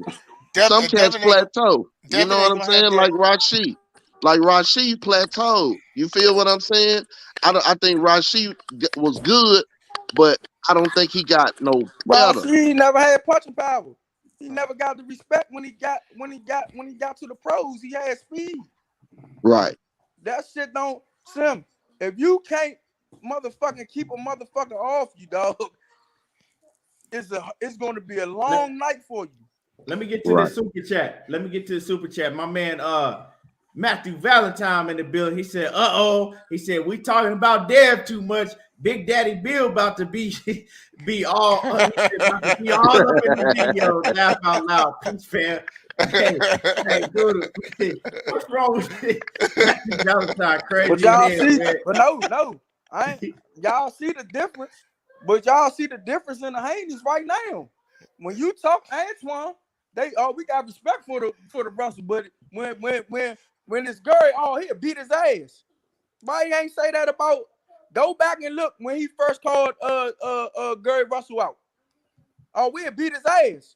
But when Antoine name got involved, no, we respect the Russells, man. You know, is he available? Come on, man. I just feel like Lil Bro got to catch him early. I don't feel like Lil Bro gonna beat him in the 12 rounder. I feel like Lil Bro got to catch him early and knock him out. That's just me. I disagree with 817 on that. I don't see that. That's a whole different ball game going up there fucking with Antoine Russell, bro. That's a whole different ball game. 100. I can respect it. I can respect it's a whole different ball game. You go up there talking about fucking with Antoine. Now let me speak on Antoine right now, right? Because this is the thing with me, right? And I'm gonna keep it 100 with Antoine Russell, right? This is why that when I pop, so somebody got a lot of noise in the background. I think that might, yeah. So when I pop up and I talk about future pound for pound stars in boxing, and I'm keeping it 100. Pop up in my head, Shakur Stevenson. Pop up in my head, Devin Haney. And this is why Gary Antoine Russell don't come to my mind right off the bat. It ain't because of his talent. It ain't got nothing to do with that. It's because, first of all, we don't hardly see him. We don't hear him talk. We don't, you know what I'm saying? So in order to be that next young superstar, you got to step it up because we see what they're doing to him on PBC.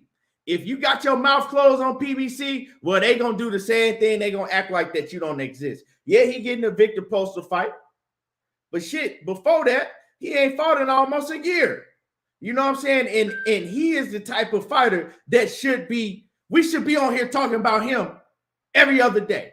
Damn, man, you hear what happened with Gary Antoine Russell? You hear what we hear Gary Antoine Russell about to fight. He should be in our mouths just like Devin Haney, just like Shakur Stevenson, just like a Edgar Berlanga, and all these other young fighters coming up. But you got to bring them on. Hold on. But hold on. He got to do his part. He got to start, you know what I'm saying, doing his part to let people know, hey, I'm here. I'm out here. You know what I'm saying? I'm fucking everything up and I'm out here. He got to come on these platforms. He got to do what he got to do on his social media platform. He got to make his round on Blue Blood. He got to come over here and fuck with me. He got to, you know what I'm saying? You got to do that because he don't have no big promoter that's pushing him. You know what I'm saying? He don't have PBC ain't promoting. PBC ain't promoting shit unless it's a couple few fighters that they show favoritism to, like fucking Vito Melanicki and Joey Spencer and a few other fighters, right? They ain't promoting you like that and showing you love like that unless you already got that top dog status, like a Keith Thurman, a Errol Spencer, Danny Garcia, a Sean Porter, Deontay Wilder. Other than that, they ain't helping nobody like Gary Russell build up to that status to where, okay, now he don't really got to say too much. We just, wait for him to fight and all of that. So But that's we seen when BF put the sparring on, when BF put the sparring on, they didn't want to come on. Can I say this? Well, I'm gonna get my father to do it because Devin don't do shit. His father do it all. I'm gonna get my father. Wait, hold on. You Antoine father. You Antoine father. You his father, so you gotta step it up. You gonna have to step it up, Batman. You the father. No, I'm just saying. I'm just saying. Devin Haney don't come on nothing. His father do it all. A representative of Devin Haney do it all.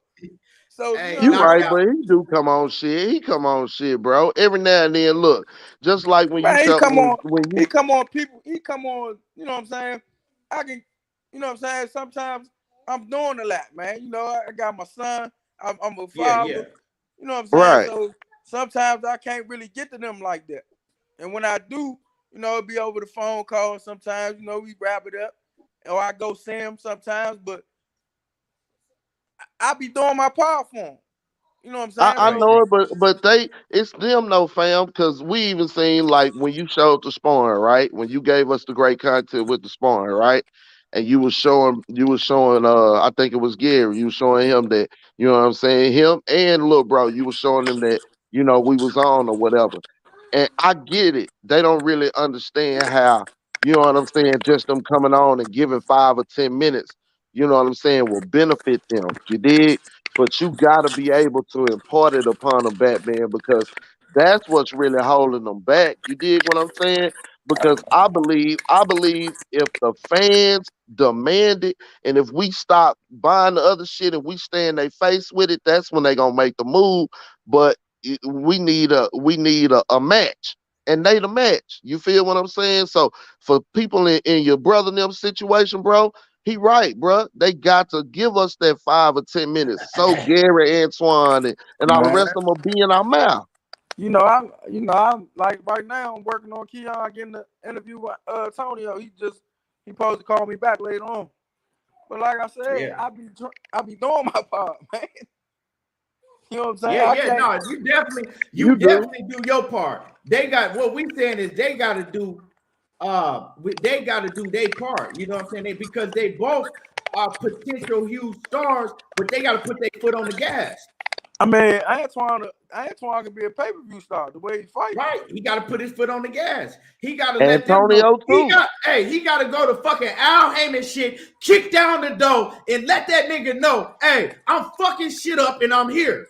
He ain't got it in him, that's gonna hurt him. Because like a Lamont Peter, like a Anthony Peterson or somebody like Anthony Peterson. Somebody told me a story about Anthony Peterson, right? And they said that Anthony Peterson, they had Anthony Peterson on the show, and he told him before he got on the show, I'll come and do an interview, but we can't talk about nothing that got to do with boxing. Yeah, because hold on. But you gotta look at it. Anthony ain't fight in a long ass time. No. This ain't recently. This is when he was active, right? So he's like, yeah, we could do the show, but I don't want to talk about boxing. And it's like, bro, you're a fighter and you're an active boxer. Like, what you mean you don't want to talk about boxing? And so you can't have that mentality to where, yeah, I'm a fighter, but I don't want to talk about boxing. You can't do that because you gotta. I mean, if you want to make that bread, you can't have holes in your game like that, and that's a part of the game. Sheena say Bill about to pull up. Y'all better hush. Hey, look, man. Like I said, even with them, man, they got different energy for Antoine. They ain't got this. And if anybody saying I'm saying something wrong, man, y'all. Devin Haney went on BFTV. On BFTV channel. You know what I'm saying? I've seen Devin. I know They got a I've seen relationship. Devin Haney go on. I think I seen him go on Barbershop. He didn't been on Trill. He didn't like so. Devin Haney, he didn't made his rounds, and he didn't. You know what I'm saying? He been on BF. He done been on but he don't never say nothing. The fuck, the only person he talked to on this joint was BF. But the like bottom line like is he there though. There, But he's Steve, showing his think about face. it. Listen, I understand all that. I've been understood all that. I understand the game. You got to be able to relate to these fighters. You get Gary Antoine Russell, right? Listen, man. You gotta be able to relate to him to get a fan base, right? If ain't nobody never seen him, if ain't nobody never seen him talk or say nothing, they can't relate to him, so they can't get attached to him like that. Let's keep it real, Key. I tell you behind the scenes, man. I talk to these dudes. I tell these dudes. I told Gary, if you do this and do that, Al Heyman can't shut you out because the fans want you. Right. But motherfuckers don't listen. I mean, he did it, but he was like, damn, man, I'm doing this, but I'm doing, man, why? I'm like, all right, man, if you keep doing it, you're gonna break the barrier. But he went back into his cubby hole and they dicked him out his title. Think about it. When he went on the barbershop, Gary stirred up boxing. When he went on the barbershop for an hour, bro, he stirred up boxing. Oh, like easy. Just easy. Like if Bud say, man, as much hate and all that shit that Bud get, bro, if Bud gave a motherfucker 5 or 10 minutes and one motherfucker was able to ask him about ducking this or something that or whatever, and he just responded and wouldn't like fuck them and all of that, bro, even niggas that hated on him for whatever reason, bro, they couldn't do nothing but at least respect it. You did? But it's the moves and then ducking it and then not talking to the fans, not acknowledging the fans. How we gonna fight for you if you ain't fight for you, my nigga? You know what I'm saying? That's what we talking about. We just need 5 or 10 minutes, fam. 87. When Gary Russell was hot on YouTube, that was me. Right. Right. I'm talking about all that. All that was me. Bio, when like right now, for the last a week ago, I had Antoine Russell popping on YouTube. The Mexayo shit. It's you. You the one who called him a motherfucking bum. And they put it on Gary, you know what I'm saying? And it was all headlines, but you was the one who said he was a bum, yeah, we feel you. You know what I'm saying? And I proved what I was saying. How can you let a one-arm motherfucker do that to you? But see, the thing is, I think that Gary can talk a lot better than Antoine can. That's what I get. Most definitely. Gary can talk that shit. Gary's always talked that shit. Even when Gary was first coming up in the game, Gary built himself right in the beginning because Gary used to do a lot of YouTube shit when he was coming up in the game. He used to talk shit every time he get in front of the camera. The little nigga, Gary be talking a lot of shit.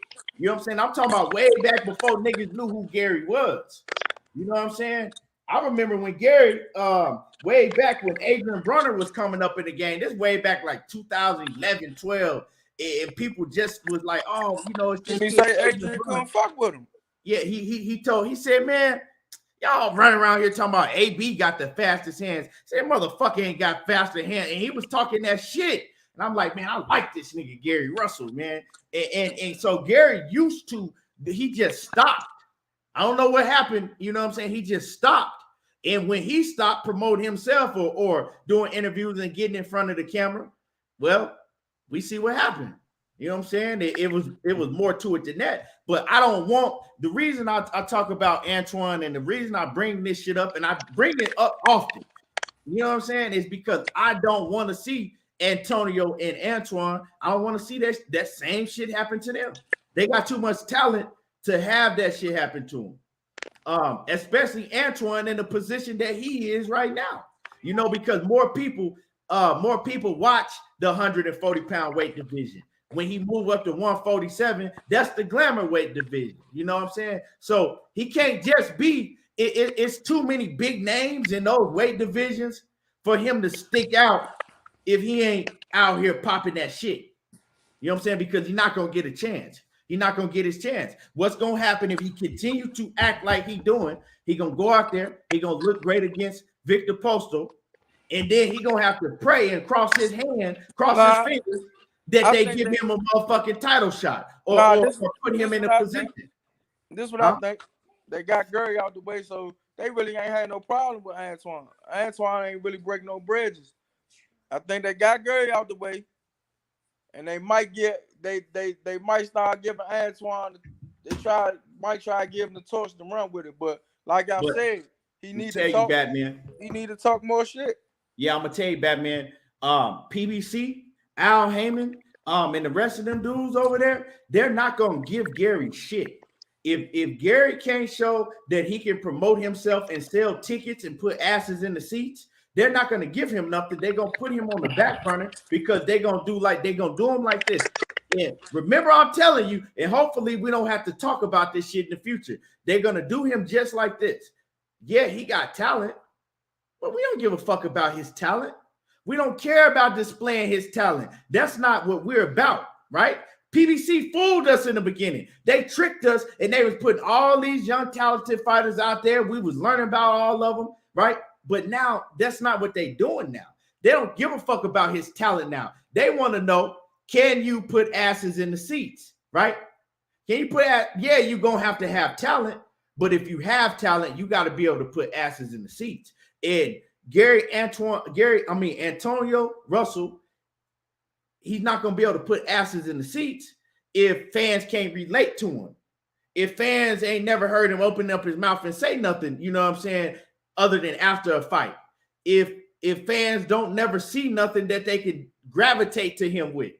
It ain't the 80s no more. You know what I'm saying? You can't just go in there and knock somebody out and be fucking quiet. This is the social media era. We're in a whole different era. The minds of these fans are way different than it was back when we was growing up. You feel me? So it's a different. I already know that, man. And I'm not telling you. I'm just saying that you know, I know you know. That any boxer that want to be popular, man, you gotta take that Floyd Mayweather route, man. Let's hypnotize this nigga. Like they did to that nigga and Get Out. Let's hypnotize Gary Antoine Russell. Let's hypnotize him. And Antonio. Let's hypnotize both of them niggas. And they gonna come back. They gonna come back. They gonna talk more shit. They gonna talk more shit than Keith Thurman and motherfucking Floyd Mayweather put together. All you gotta do is get them niggas in the car together, run this shit back right about the point of when we start talking about it, drive somewhere to take them to get something to eat or pick up the kids or some shit like that. Let them hear this shit and then cut it off. Y'all go in the house and chop it up, bro. Real talk, Batman. As much as we sit and chop it up with you, bro, I know, fam, you can pull your brothers to the side, sit them in the car or something, or pull up into the crib and let them hear some shit like this and then chop it up about it. Real talk, man. Because that's all we want. We want to promote them. Bro, I want to see them get these top guys. Because on the cool, like that silver spoon shit and all of that, I feel like some guys in the media got, a bigger advantage, or some guys got a better platform. But I feel like it's cats like your brothers, get it out the mud, that got the ability to beat them all. You feel what I'm saying? But nobody will never know as long as they ain't brought to the forefront, bro. So, man, some got to be done, fam. We can't depend on Gary Russell. I mean, we can't depend on Al Hammond and PBC saying, well, they got a good relationship. We're gonna depend on that. I don't trust that. I'll tell him what boxing promoted at. It's not promoted on national TV. It's not promoted on regular TV. It's promoted on the internet. If you don't go, ain't nobody watching TV no more. Everybody hears shit. Ain't nobody watching that shit. Yeah, if you don't go to YouTube. And find like a Blue Blood or Keon or even anybody on here and sit and talk with them about your sport, you gonna be exiled. So you know what I'm saying? I do tell these guys this, man. It's just, you know what I'm saying? My father believed that, you can be quiet like Tommy Hearns and be a star. I told him this is not the 80s, man. Yeah. Yeah, Well, it ain't about them talking shit, fam. I seen somebody say that in the chat. I just want to say real quick, Keith. It ain't about them talking shit. They ain't got to get out of character. You know what I'm saying? They just got to let somebody know they out here. That's it. Yeah, just talk. I be telling them they don't have to, man. Oh no, flag. Nah, talk about beating and savagely beating a motherfucker.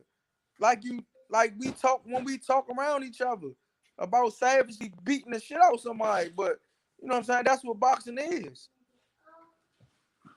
right. You know what I'm You saying? gotta. I be telling them you ain't got to do no flashy shit. You ain't got to show no money and none of that shit.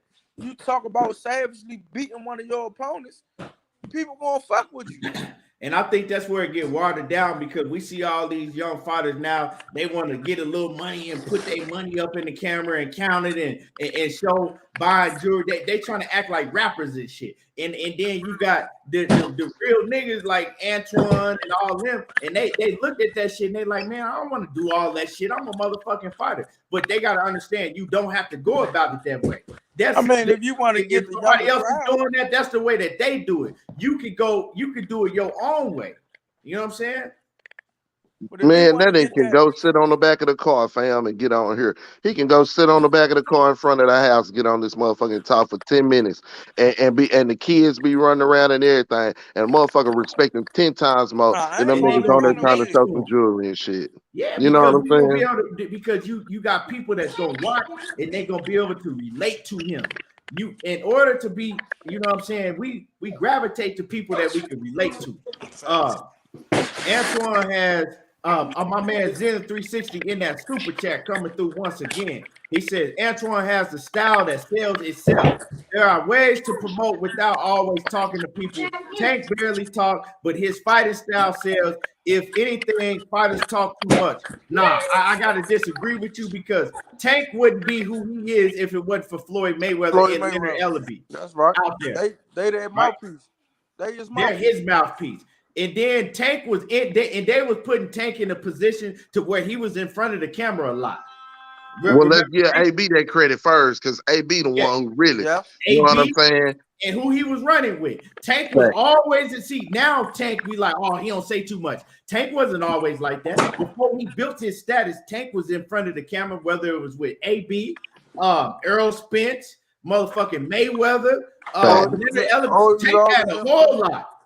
Tank got a whole lot to make him the star that he is. So you and then he brought the baby out too when the baby was just coming on too. That's another thing too. He made some moves. Nah, baby was already hot.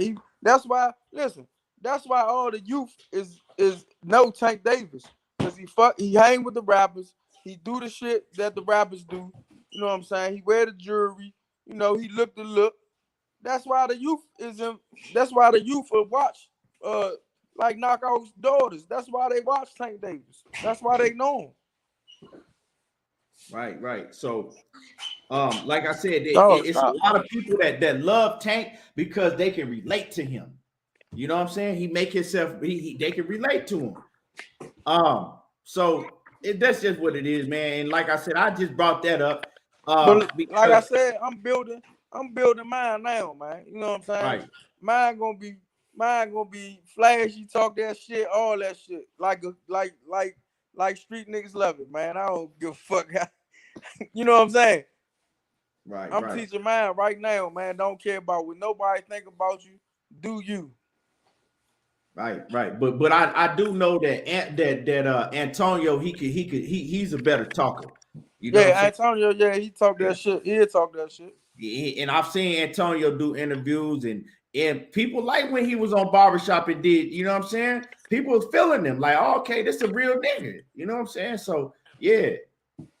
We just got to get Antoine there. Because he got the talent. Man. But anyway, man, let me get y'all last words. I appreciate everybody that came through. Let me get y'all last words. Salute to the Queen Sheena and everybody that, everybody in here, my man Tim Muse, everybody that, grabbed the membership to support the channel. And I appreciate everybody. But let me get y'all last words.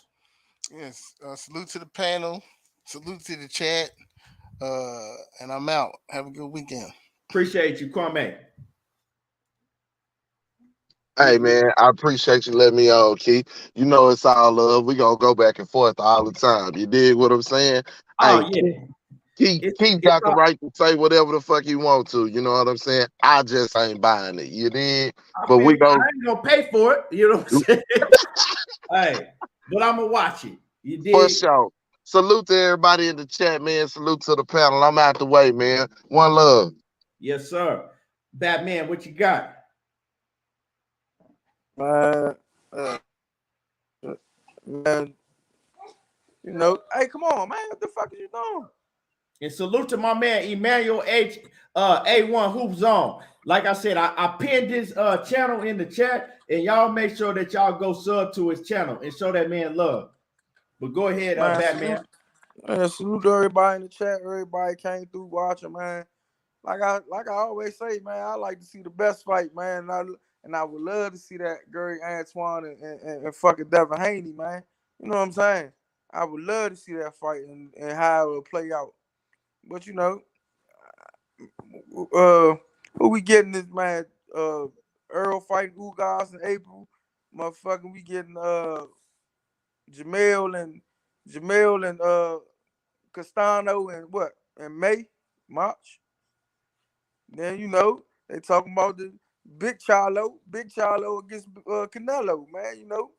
So We got a star-studded, roster coming up. yeah, A we got lot of Charles fights. roster coming up, man. This shit looking good, man. Hopefully we get the David Benavidez and Boo Boo. God damn, we starting to probably we getting what we want this year, huh? Yeah, 2022 is starting to look good. Let's hope it, don't slow down with COVID and all this other shit. Hopefully, it end with Earl and the boy Crawford, man. Yep. My man A1 Who's On in the super chat. Appreciate you coming through showing love. He say salute. He say he going live, y'all. So A1 Who's On is going live, and he gonna be doing the play-by-play of the Mavs and 76ers game tonight at 9 p.m. Central Standard Time. Salute. Man, LeBron need to hurry his ass back, man. Man, them Lakers, man. My Lakers got me so hot. I don't even want to talk about them. Oh yeah, I got you. Glad you reminded me, Coach, because I sure had forgot. But I'm gonna do that right now. But like I said, another great show. I'm excited for this weekend. Can't wait for these fights. We got a lot of fights. Don't forget, we got DAZN, Chris Eubank Jr. We got Clarissa Shields on pay-per-view. On the I think I'm gonna buy the Clarissa Shields app. And man, I didn't talk about the Clarissa Shields fight. And it was just so much going on. But I'm gonna pay for Clarissa Shields fight to support her. So she on pay-per-view, and you can buy that on the Fight app. FITE. You can buy that on the Fight app. And then you got Keith Thurman and Mario Barrios. We got a star-studded weekend to look forward to. I can't wait. Appreciate everybody that came through, showed us love, hit the like button, and y'all already know how I do. There you go, talking that boxing again, and I'm gone.